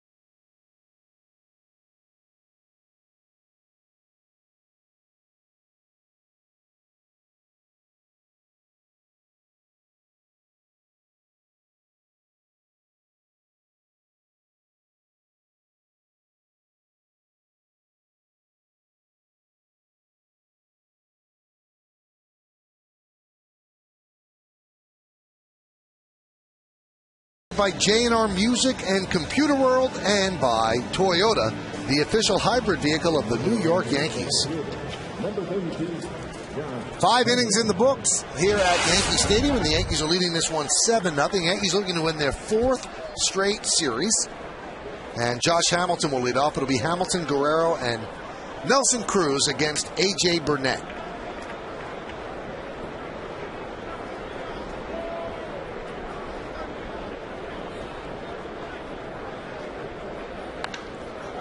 High fly ball, left field. Gardner drifts back. Wind takes it just a bit, and he puts it away for the first out of the 6th. Let's check in with Bob Lorenz back in our Yes Network studios. Bob?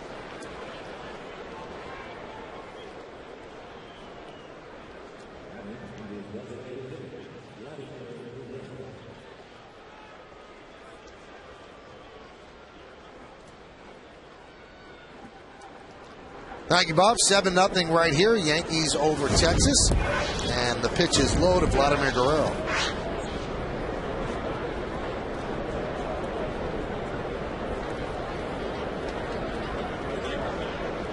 Guerrero 0 for 2 with 2 ground balls to A-Rod.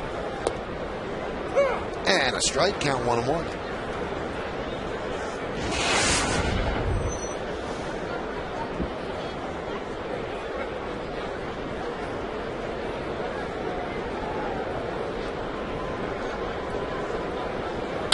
Ground ball up the middle and through for a base hit under the glove of Burnett, under the glove of Cano, and Guerrero picks up a single.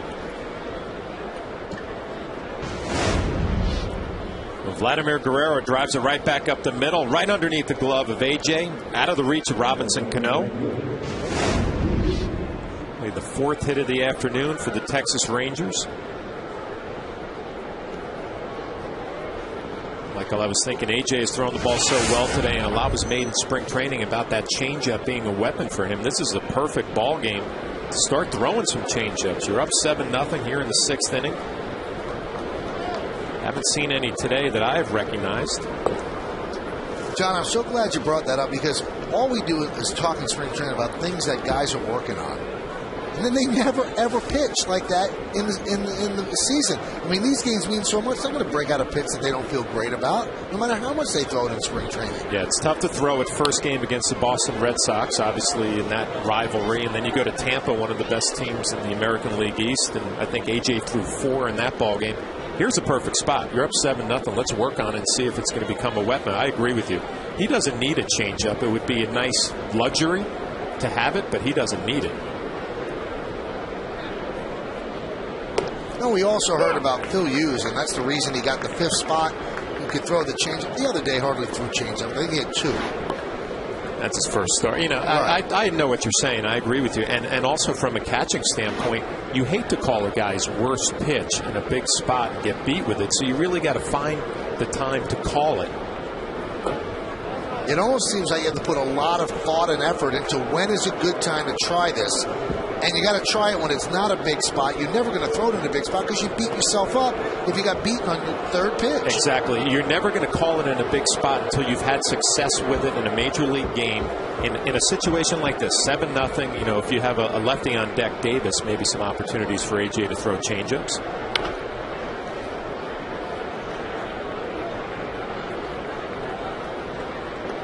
And we've heard that throughout the years in baseball, throughout the eras. You know, Mark Wohlers, why did he let Jim Leyritz hit that home run? Why didn't he throw him a fastball? Why did he throw him a slider there in that World Series in '96? And that was a pitch that he threw a lot of. So if there's a pitch you're just developing, you're never going to feature it in the game. That pitch works for A.J. as Cruz goes down on strikes for the 3rd time. Hat trick for Nelson Cruz. There's just been a lot of fastballs, too, that A.J. has just thrown right by him. We talked about Cruz, one of the hottest hitters early this year, showing some power, a lot of RBIs, but that's just good old-fashioned hardball right by him. Now here, Michael, 2 outs and you have a lefty up there. You know, maybe find some spots in this at-bat to drop some changeups in. The pitch count is already at 93. Ground ball up the middle and through for a base hit. So Chris Davis picks up a single. Guerrero will move to 3rd.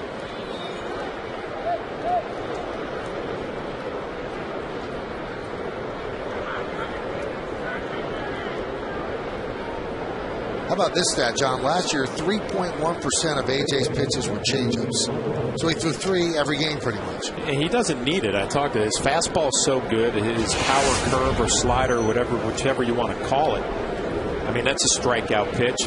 It would be nice to have a changeup every now and again to make a hitter think about it. But he doesn't need it. It would just be a luxury, an added benefit. And the pitch to Arias is high, 1-0. And now in 05 with the Marlins, that was his highest total for throwing a changeup. He threw it 10% of the time.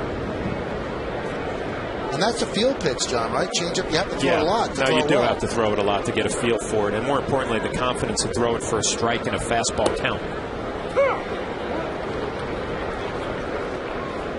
Now if you're A.J., I mean, you're feeling pretty good about winning this ball game, but you're thinking about a shutout, a possible shutout.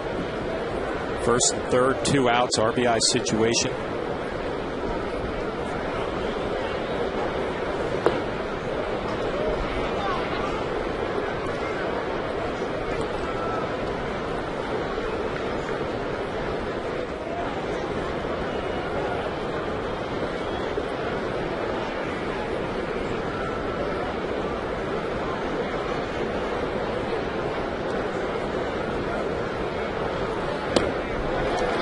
Look at that live fastball. That's worked for him all day. Has some late life on. He's not throwing 95. He's at 92, 93 all day. Yeah, but you're right. The life is what we're seeing today. The hitters will tell you what kind of life your fastball has. The Rangers have shown us today they can't catch up. Rangers have stranded 5 through 5. 2 runners on right here. The 2-2. Bloop. Foul territory. First base side. Teixeira makes the play. And the Rangers strand 2 more. In the 6th, no runs, 2 hits, no errors, and 2 men left on base. Strong performance by A.J. Burnett. Nice play by Teixeira. We go to the bottom of the 6th.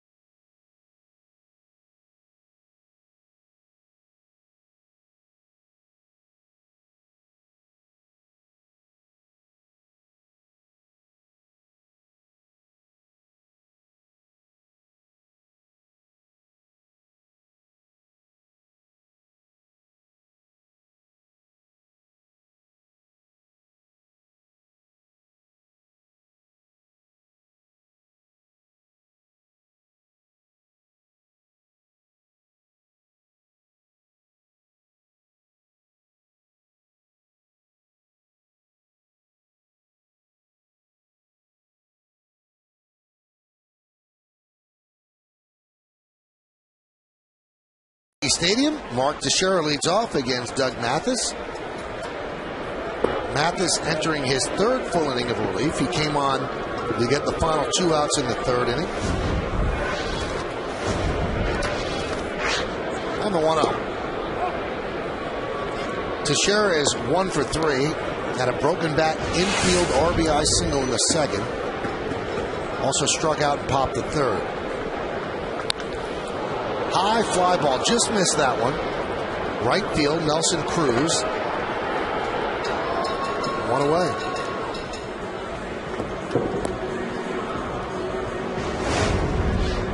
Take a look, Mark Teixeira, and I mentioned he's working underneath a lot of balls there. A pitch he should be driving just underneath it a little bit. But watch the back leg. That's what you're going to pay attention to. Kevin Long said he's just dropping a little bit. You see the bat head drops, working underneath. Same thing he was doing at the beginning of last year. He'll get it straightened out. Alex Rodriguez takes a strike. Alex hit his first home run of the year. His last time up, he's 2 for 3 today. It was a typical A-Rod home run, that great power to right center. Yeah, pretty much right down the middle, but Alex not trying to pull, just staying inside, driving it the other way. Good sign all the way around. First home run of the year. More importantly, going to right center.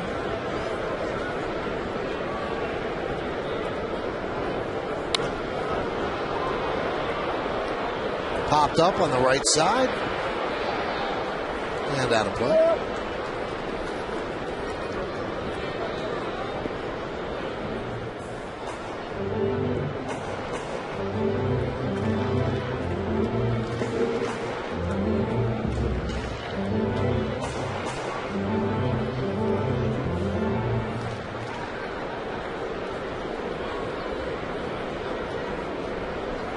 The 1-2. Pop straight back. Tomorrow, Andy Pettit against Rich Harden. And the final game of this 3-game set. The final game of a very short homestand for the Yankees. 6 games, 3 against the Angels, 3 against the Rangers. 1-2. Strike 3, A-Rod down looking. Painted the inside corner. Well, Mathis, a guy who has a 2-seamer. This looked like a little cutter to the inside corner there. Just freezes Alex Rodriguez.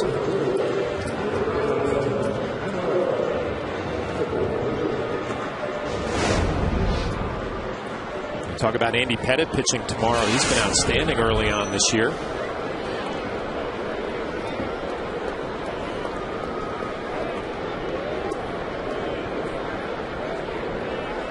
Robinson Cano with a 9-game hitting streak. He's 0 for 3 so far today.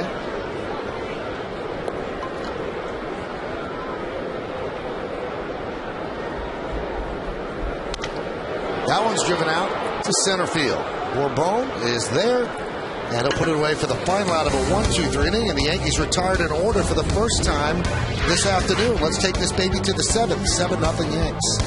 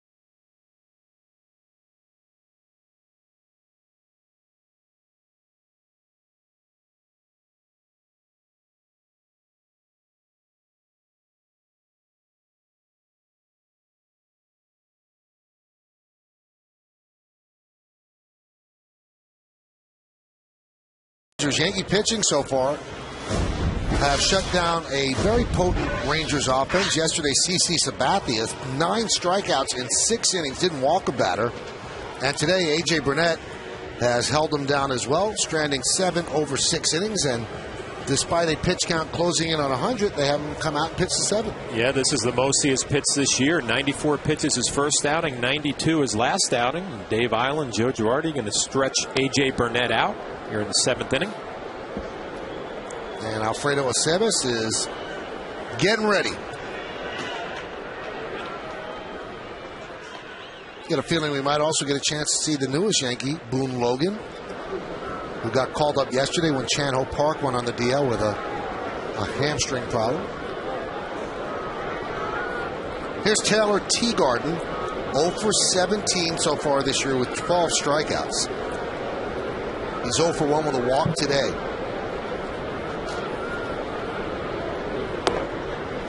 And there's a strike.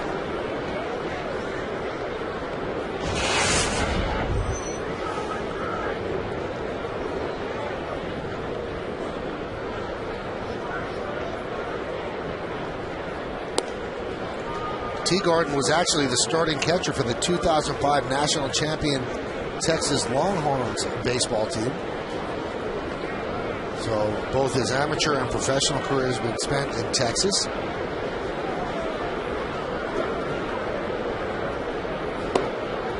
He just can't catch up with the fastball. You know what? He's a guy. He's a really good catch and throw guy. He works well with his staff. But when he's going to be a backup when Saltalamacchia comes back, got a little power. I think he had 6 home runs last year as a backup. So right now maybe overexposed a little bit playing every day.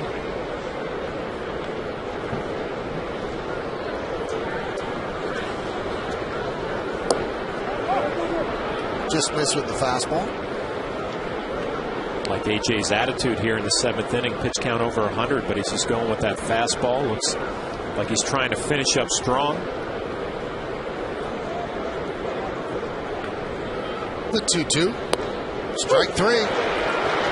Teagarden strikes out again. He's 0 for 2, 0 for 18 on the season with 13 strikeouts. Yeah, it looks like AJ's kind of smelling the finish line here. He lets his fastball go on the outside corner. Perfect pitch. Nice 4-seam grip. Wants to keep it true on the outer half, and he does.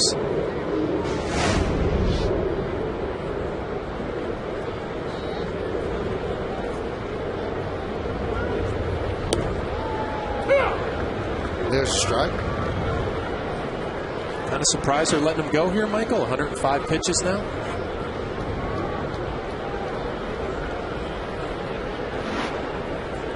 I'm a little surprised. 105 pitches. I am surprised. And I think that might be the last one he throws.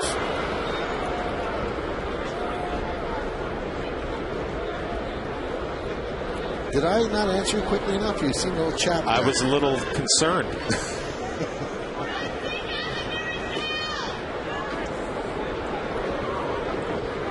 How much do they want to stretch him out? That's what I'm trying to figure this out here. 106. I think it's 110, right? 110, 115.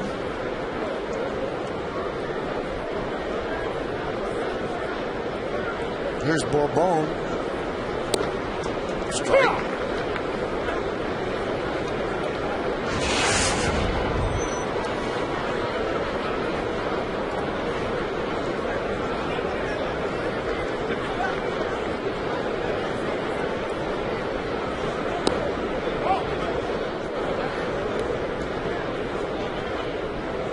Count 1-1.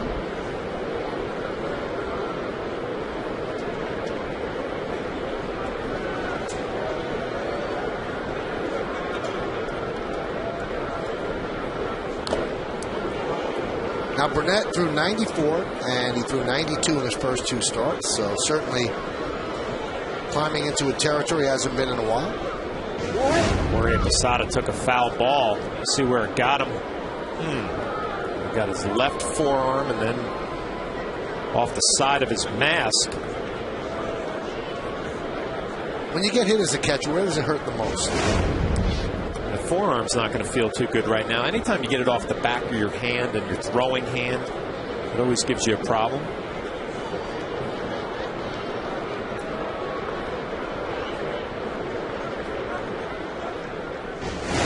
Just bring back good memories, John? Yeah, right off that forearm. You'll feel that one tomorrow.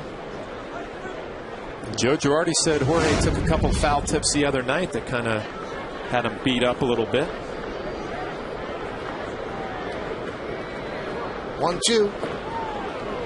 Now you might be wondering what was the high pitch total last year for Burnett? 123. So he's at 110 right now. 67 strikes. Seems to be a lot more under control with his delivery at this point this year than he was last year. A couple of walks today. That could be a double play. There's one. There's 2. So A.J. Burnett ends up throwing 111 pitches and going through 7 full. No runs, a hit, no errors, and because of the double play, nobody left on base. A nice scoop at the end by Mark Teixeira. The end of 6.5 is time for the 7th inning stretch here at the stadium. Yankees lead 7-0, but we'll stay right here to honor America in the Bronx. Our country at home and around the globe. Thank you. Now please join Kate Smith as she sings God Bless America. God bless America, land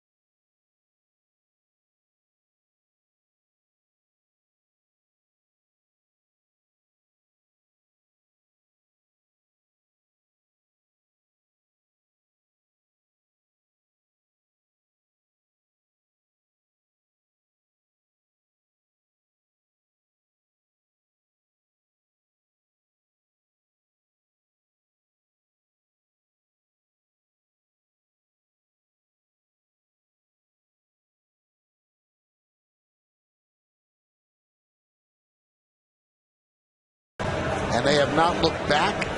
They started scoring in the second inning with 2, and then 4 in the third, and 1 in the fourth, and that's it. The third pitcher for Texas is Chris Ray. He used to close for the Orioles. Had some arm problems, but has gotten off to a decent start with Texas. 4 games, 3 in the third, 2 hits, 3 walks, and 2 strikeouts.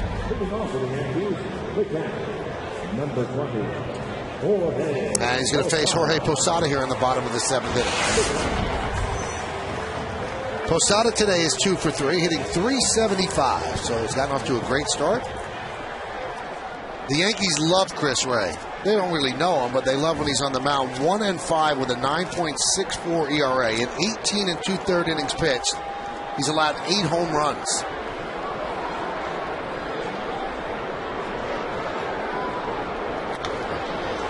High fly ball, left field, giving chase is Hamilton. 1 out. Well, Ray's always had a good fastball, a nice split finger, but for some reason the Yankees get a good look at him. Obviously pitching with Baltimore, they saw him a lot.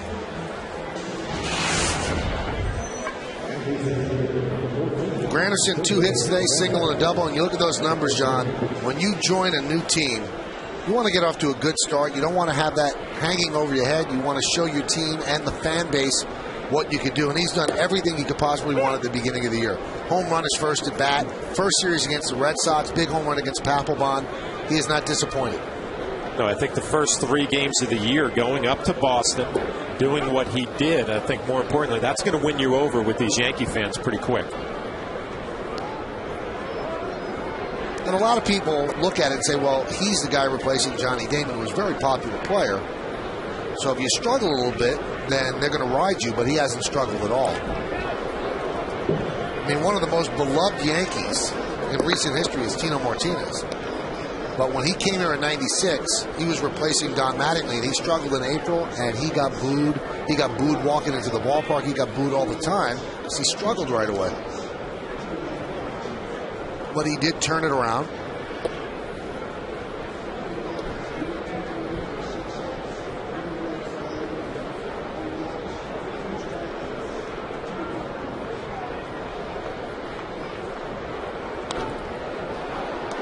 Count still 2-2.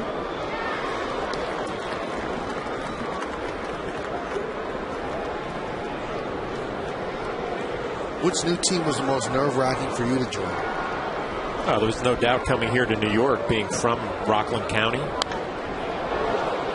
High fly ball.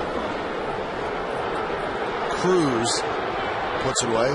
Was that because it was the Yankees or it was your hometown? It was a little bit of both, but coming to the Yankees, obviously a big deal. Hometown was a big deal, but it was nice being a backup player where you didn't have the expectations like a Curtis Granderson.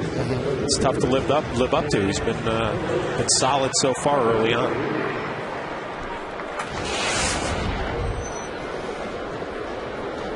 Here's Nick Swisher. He is 0 for 3. Struck out looking, and then 2 fly balls to left. Nubbed in front of the plate. Teagarden gets an angle. And that's an easy 1-2-3 inning for Chris Ray as the Yankees go down in order. We go to the 8th inning. They went down on 8 pitches, so that leads us to the 8th inning. It's 7-0 Yankees.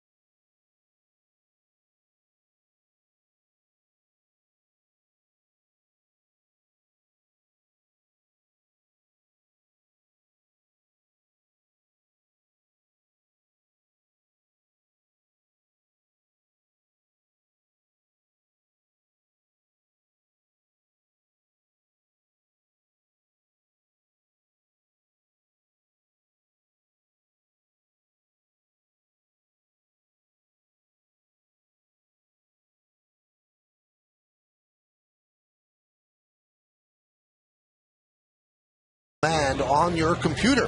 Visit Yankees.com to order and get more details. MLB.tv, baseball everywhere. Derek Jeter getting the rest of the day off with Ramiro Pena taking over at short. I don't know, does that seem a little odd? It's only a 7-0 game. I guess you raise an eyebrow at that one, but with 6 outs left, maybe you give Derek the last couple innings off. You hope nothing happened down there out of the field that we didn't pick up on. Alfredo Aceves will take over for A.J. Burnett. He's already picked up 1 win. He was 10-1 last year out of the pen, the most victories of any relief pitcher in baseball. 2 games, 3 2/3, 3 hits, 1 walk, no strikeouts. And Derek was also due to bat second in the 8th inning. And Derek doesn't like to give away bats. So we'll check it out, but right now, we'll just assume they're giving him 2 innings off and trying to get Pena some ABs. There's Michael Young. All right, let's do a quick recap, John, on A.J. Burnett. What'd you think? Well, I was actually impressed with how he kept his delivery together. And like I said, it looks like he's just more under control of what he's trying to do at this point than he was last year. I mean, he walked a couple of guys, struck out a few. But I thought all in all, he threw the ball over the plate. I guess more importantly, Jorge Posada and A.J. seem like they have a real nice relationship going. Hot shot up the middle and threw for a base hit. So Michael Young is 2 for 4. Well, that was a big concern coming into the season. And Joe Girardi said they are going to work together. And remember, they didn't work together last year to the point that Jorge Posada did not start Game 5 of the World Series, where the Yankees could have clinched the World Series. Yeah, and I guess the good news is we really didn't talk about it all ball game because they've had 2 good starts together. The first one in Boston wasn't great, but it was okay. Tampa was a nice start, and today was outstanding. So I guess we can put that whole situation to rest.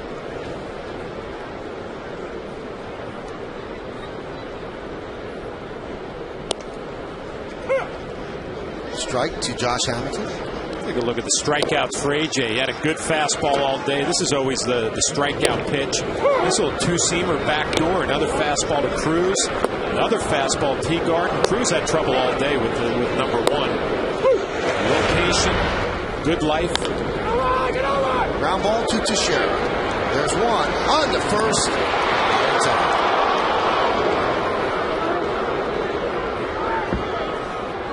Well, 7 strikeouts for Burnett, just 2 walks. Well, Mark Teixeira had a little problem here with Young. He had to throw the ball over him, so he didn't have a lot on the throw to Pena.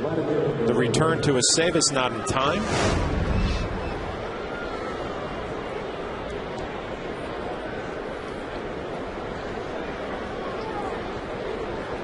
There's Vladimir Guerrero. He is 1 for 3.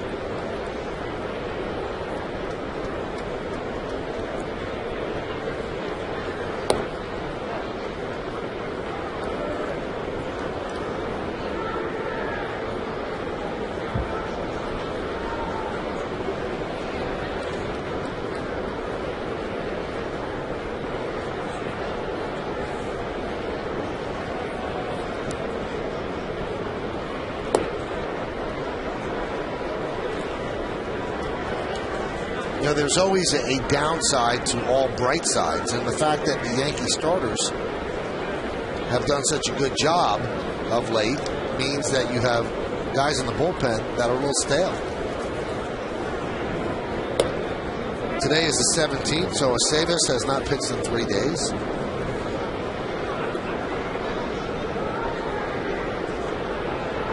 Mitre has not pitched since the 9th. Robertson a couple of days. And Vlad Guerrero walks. Take a look at tomorrow's starting pitchers, brought to you by Fios TV, Internet, and Phone. This is Beyond Cable. This is Fios. Rich Harden, when he's healthy, he's tough. 2.79 ERA. Andy Pettit has had 2 solid starts. In 12 innings, he's allowed just 1 run. 0.75 ERA. 1-0 record. Our coverage will begin at 12:30 on Yes. And about 107 is the first pitch. Tommaso Marte begins to throw in the Yankee bullpen. I've been impressed with Andy Pettit. Look forward to watching him tomorrow. But he had that limited spring training. Didn't have a lot of competitive innings. That has not been a factor early on, as Dave Island had a little talk with Aceves.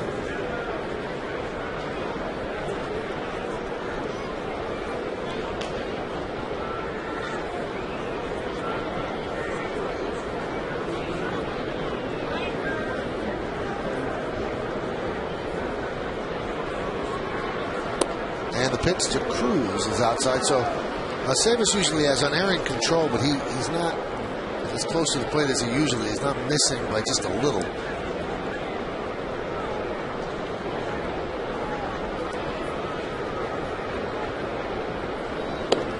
There's a strike. Now Cruz is thrilled that A.J. Burnett's gone. He was 0 for 3 against Burnett with 3 strikeouts. We saw A.J. overpower him with the fastball. Aceves, not that type of pitcher. Sneaky fast with an 88-mile-an-hour fastball, but he cuts it. He's got a good curveball, nice changeup.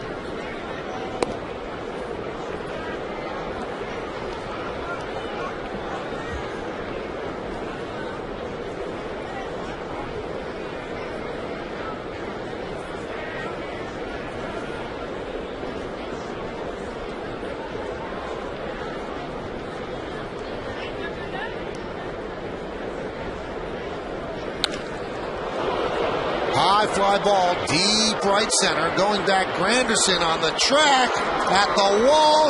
See ya! Home run for Nelson Cruz. He goes the other way. And just like that, the Rangers are back in it. 7th home run for Cruz, a 3-run shot. And the Yankees lead is now 7-3. Michael, you called it perfectly. Nelson Cruz not sad to see A.J. Burnett out of this ball game. Get overpowered with A.J.'s fastball, but Aceves doesn't have the same velocity or life. Located on the outside half on the corner, this ball just kept carrying. Cruz, his 7th home run of the year, 15th RBI. Well, Joe Girardi's going to quickly go to the bullpen again. Going to call on Marte to face Chris Davis. 3-run home run for Cruz, his 7th of the year.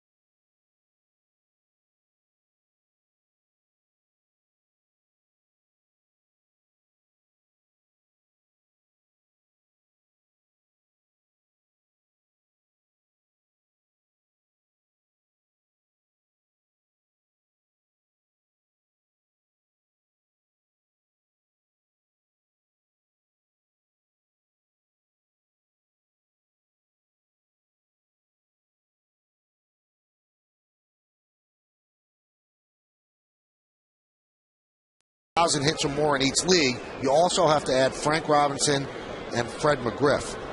So for those that were misled, we certainly apologize, and John sends out his deepest apologies. Especially to Freddie McGriff, one of my buddies there. That's an impressive hit total for both leagues. Marte deals to Davis. 1-0. Marte, 4 games. He's yet to give up a run. 2 innings, 2 hits, 2 strikeouts, a walk. There's a strike. Marte has that nice, easy slingshot motion, and boom, the ball is on you. So valuable for the Yankees in the postseason last year. Neutralized a lot of left-handers.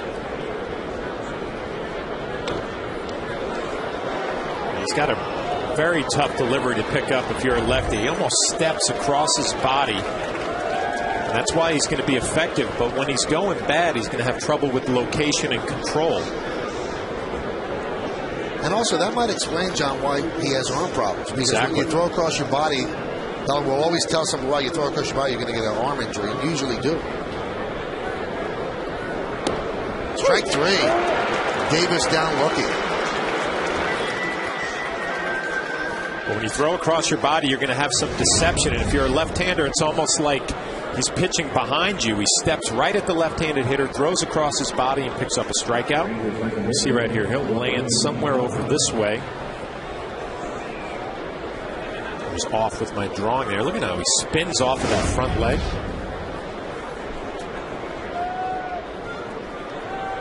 Job of getting ready. Here's Arias. How about this stat? Last year in the postseason, Marte 4 innings, 2 hits, 5 strikeouts, didn't walk a batter, and all 5 of his strikeouts were in the World Series. So guys like Ryan Howard did not want to see Damaso Marte come in. Strike.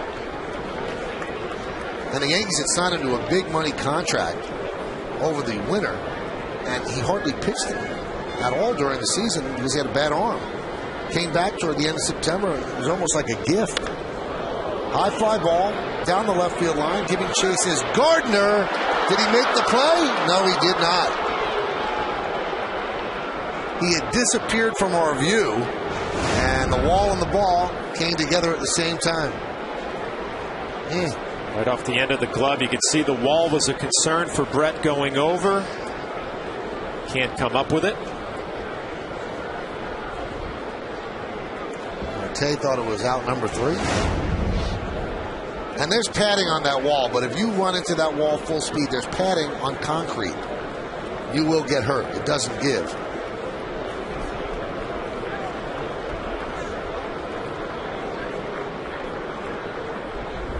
So a 1-2 count on Arias. Lined right to Cano. He catches into the air, and that'll do it. But for the Rangers, 3 runs on 2 hits. The big blow up the bat of Nelson Cruz leads the majors with 7 home runs. That one a 3-run shot.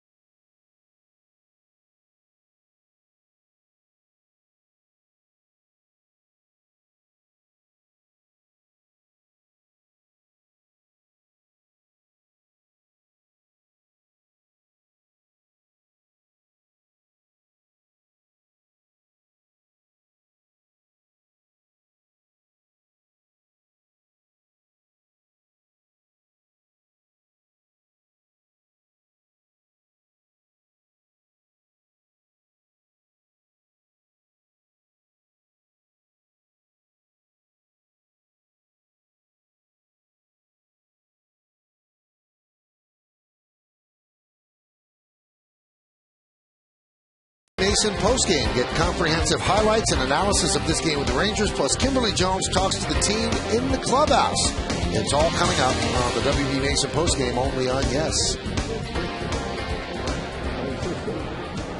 Well, we go to the bottom of the 8th inning as the Rangers creep closer thanks to Cruz's 3-run home run. Now Frank Francisco, the former closer, and I say former because of that ERA of 18, 8 hits in 3 innings. And he has lost that job to Neftali Feliz. So here he is pitching the 8th against the Yanks. He's always had a good fastball, a nice split finger for a strikeout pitch. Check out his stuff today, see if he's lost it a little bit. Those numbers are not pretty to start out the year. Here's Brett Gardner. The ball has not left the infield today, but he's 3 for 3. Yankees lead by 4.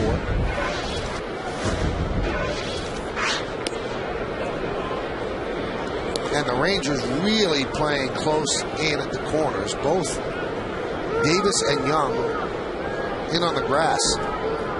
And Gardner is really not even a proficient bunter. But they're just looking for that slow roller in the chopper. And you wonder if Andrews playing shortstop, maybe he's got to play in a little bit, double play depth. I mean, if Brett Gardner hits one to his right, and he's back there almost on the grass, you would think Brett's going to have another infield base hit.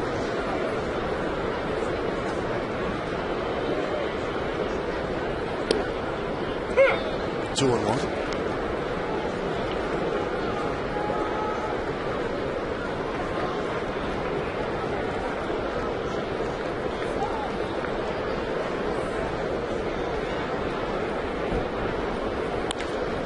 Tries it, but this one right at Andrews. How about Gardner, though? He made that close. Very close. Speed. Today and throughout the Yankee season on Yes, we're asking you to vote along with us for the Chevy Player of the Game. All you have to do is text your vote to 58772 or vote online at yesnetwork.com. Today's candidates are number 1, A.J. Burnett, number 2, Derek Jeter, number 3, Brett Gardner, number 4, Alex Rodriguez. Vote now. Make your voice heard. Standard text messaging rates apply. I guess there's a vote for Derek.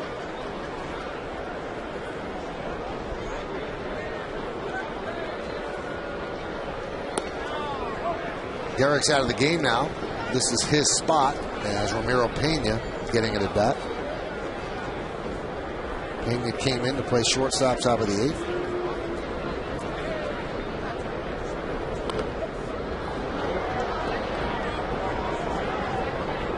Well, like you said, Michael, we're assuming that nothing happened with Derek and that Joe Girardi just wanted to get Pena in there for the last couple innings, maybe giving him a bat. I'm sure Kim Jones working the clubhouse will find that out in our post game.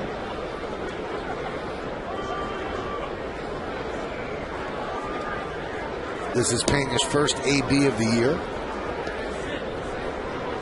Tough young kid playing up the bench, and I'm sure he'd rather be playing up the bench than playing every day in Scranton Wilkes-Barre.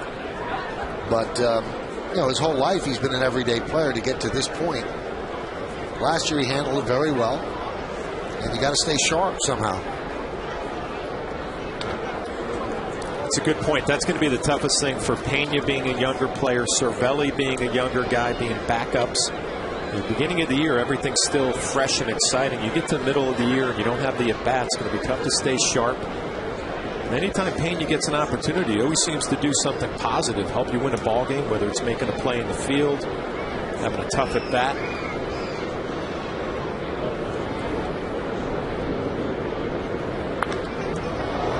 On top of that one, but a high fly ball to right field.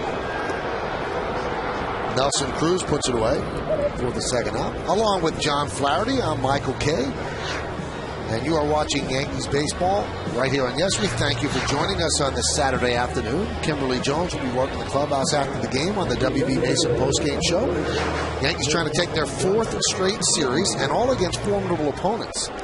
You look at their early schedule, you go, wow, they could be 500. That's okay. Well, they're 7-3 and 3 outs away from going 8-3 against 4 very good teams. 4 teams that could make the playoffs. The Red Sox, the Rays, the Angels, and now the Rangers. And coming up next, Oakland, and that would look like an easy one when you see the schedule, but they've gotten out of the gate strong with great pitching.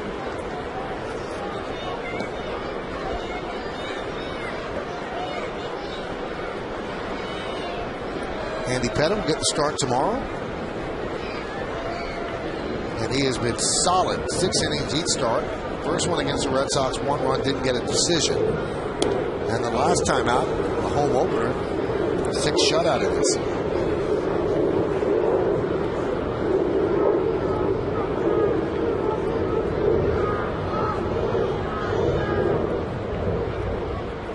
Andy's making a strong point about not having to pitch that much in spring training. Grounded to second. Arias is there, and Frank Francisco works a solid 1-2-3 inning. Well, the Rangers are down to their final 3 outs. Java Chamberlain will try to get those outs.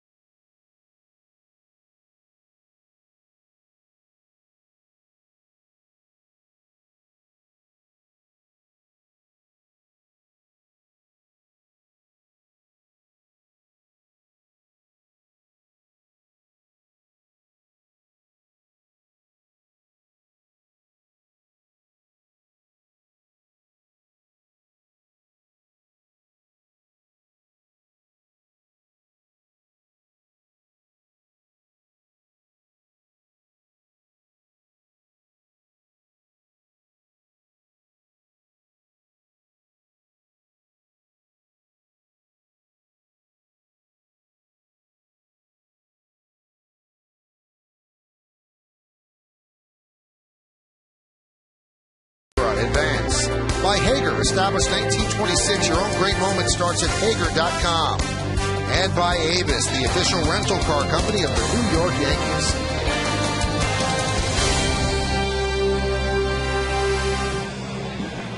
Well, Java Chamberlain will try to get the final 3 outs in this one. A.J. Burnett with 7 strong. Alfredo Aceves got 1 out in the 8th inning. Then Damaso Marte came on to get the final 2. And now Java Chamberlain. This will be a 6-game, full-fledged reliever, 5 1/3, 6 hits, 5 strikeouts, 3 walks. And the first batter he will face is David Murphy. Ron Washington thinking Taylor Teagarden is just struggling too much. 0 for 2 again today, 2 more strikeouts. So he goes to the lefty swinging Murphy. So it'll be Murphy, Andrus, and Bourbon.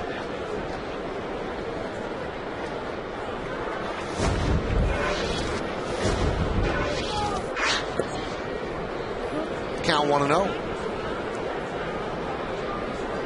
Murphy 1 for 10 so far this year.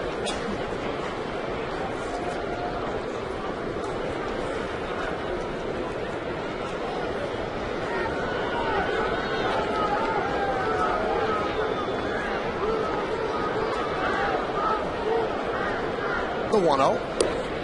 There's a strike.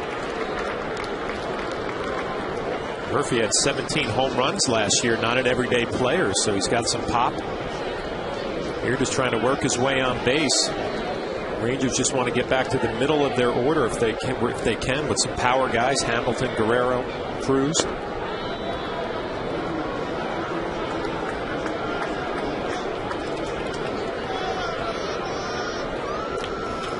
Always seems like we're going to pay attention with velocity with Java when he comes in. 90 miles an hour there with the fastball.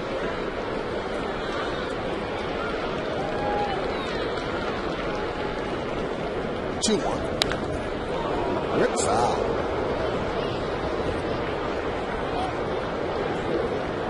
Mike DeMuro, the first base ump, had to jump out of the way of that one.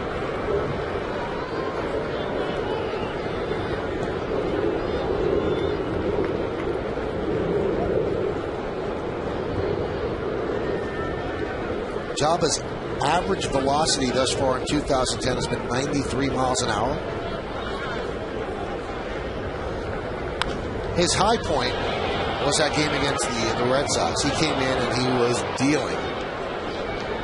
I think he struck out Adrian Beltre on a 95, 96 mile an hour fastball, then struck out J.D. Drew on an 87 mile an hour slider.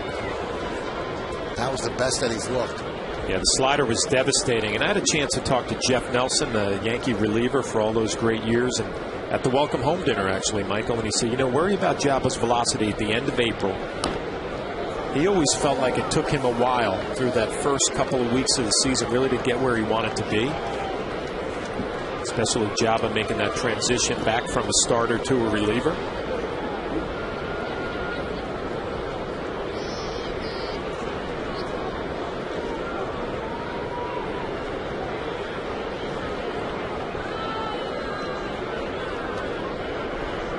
The 2-2. Grounded to first. Teixeira will take it himself. Beats Murphy to the bag. And there's one away. Time now to take a look at the Land Rover drive of the game. Well, Alex Rodriguez is responsible for the Land Rover drive of the game. It's his first home run of the year. Drills it out to right center. Yankee teammates are happy. A big smile on Joe Girardi's face. Your Land Rover drive of the game.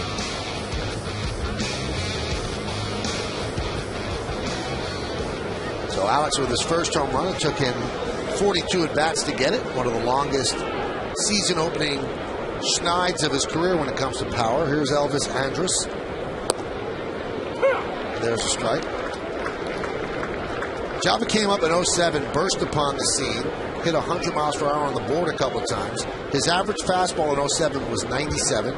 In 08, it was 95. Last year as a starter, exclusively except for the final game where he relieved, 92.5. And in 10 games so far, or in the game so far in 2010, 93.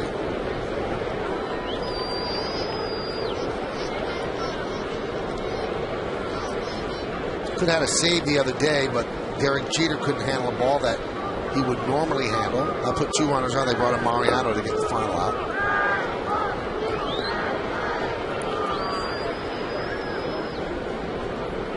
Michael, you talk about that velocity. Obviously, 97, what it does is it gives you a little room for error. You don't have to be perfect with your location. I mean, Jaba could be a very effective pitcher at 92, 93, as long as he locates. He doesn't have a lot of movement with that fastball. That's the difference. You wonder maybe as he progresses, he gets a little two-seamer. There's a breaking ball upstairs. Take a look on a 2-1 count. 4-run lead. He goes with the slider up in the zone a little bit.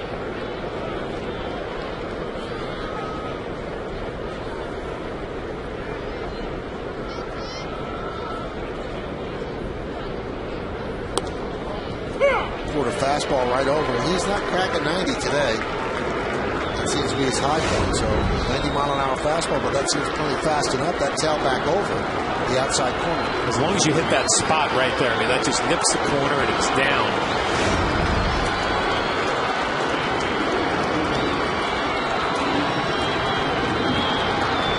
And the 3-2. Swing and miss. There's that breaking ball. And the Rangers down to their final out. Jaba loves that 3-2 slider. He gets a young hitter and Andrus to swing and miss at ball 4. Expecting a 4-run game, you're going to get a fastball in that count. He goes with the slider and he picks up a strikeout. And here's Julio Bourbon.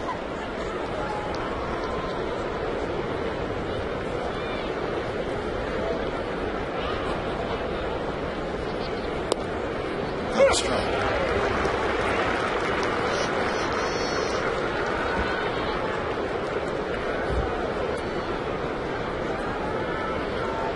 Bourbon 0 for 4.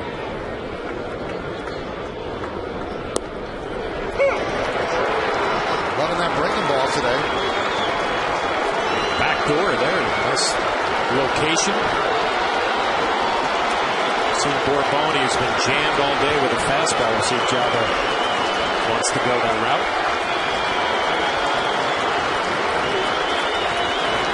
You know, it is like when Java would go back to the bullpen and just come in, breathe, and fire.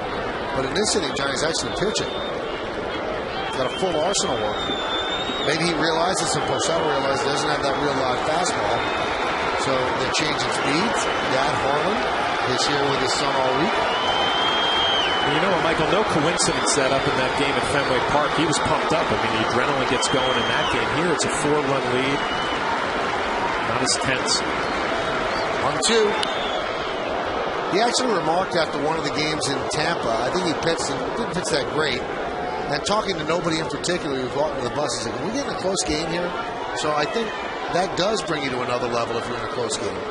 Well, we see it all the time with some of the great closers. You know, they come in a game where it's a one-run game. They have their best step. They're locked in. A lot of intensity.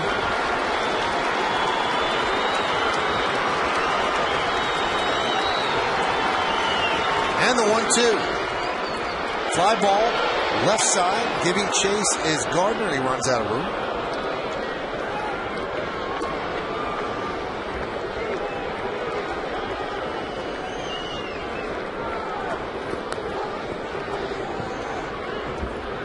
Final game of this set tomorrow. We'll be on there at 12:30 with our pregame and 107 first pitch.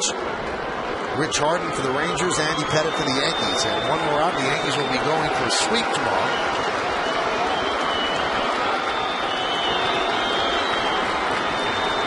The 1-2. He struck him out. A 1-2-3 inning for Jabba Chamberlain. And the Yankees have a fairly clean 7-3 victory, and they've won their 4th straight series right out of the gate. So Jabba gets the final 3 outs, and Harlan's loving it. Wearing the World Series ring that his son won last year. Another breaking ball as he got him. And Harlan watches that last pitch and feeling good about his son, striking out 2 in the 9th inning. And right now the Yankees have to feel good on all cylinders, John, because still we haven't seen Teixeira hit and Alex Rodriguez just his first home run, and they're 8-3. Well, I think more importantly, 4 out of their 5 starters throwing the ball well right now. They got to get Javi Vasquez going at some point. Hey, got to stick around for the postgame show to find out who's today's Chevy Player of the Game.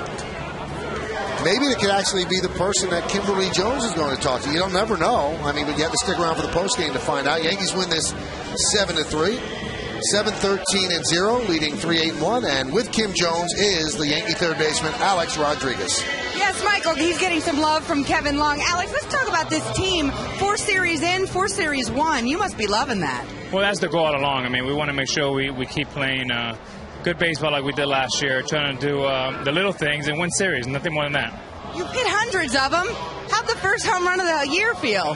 That one felt great. I think the whole roster has a home run, and they were all making fun of me. I thought I was going to go the whole year and not hit one.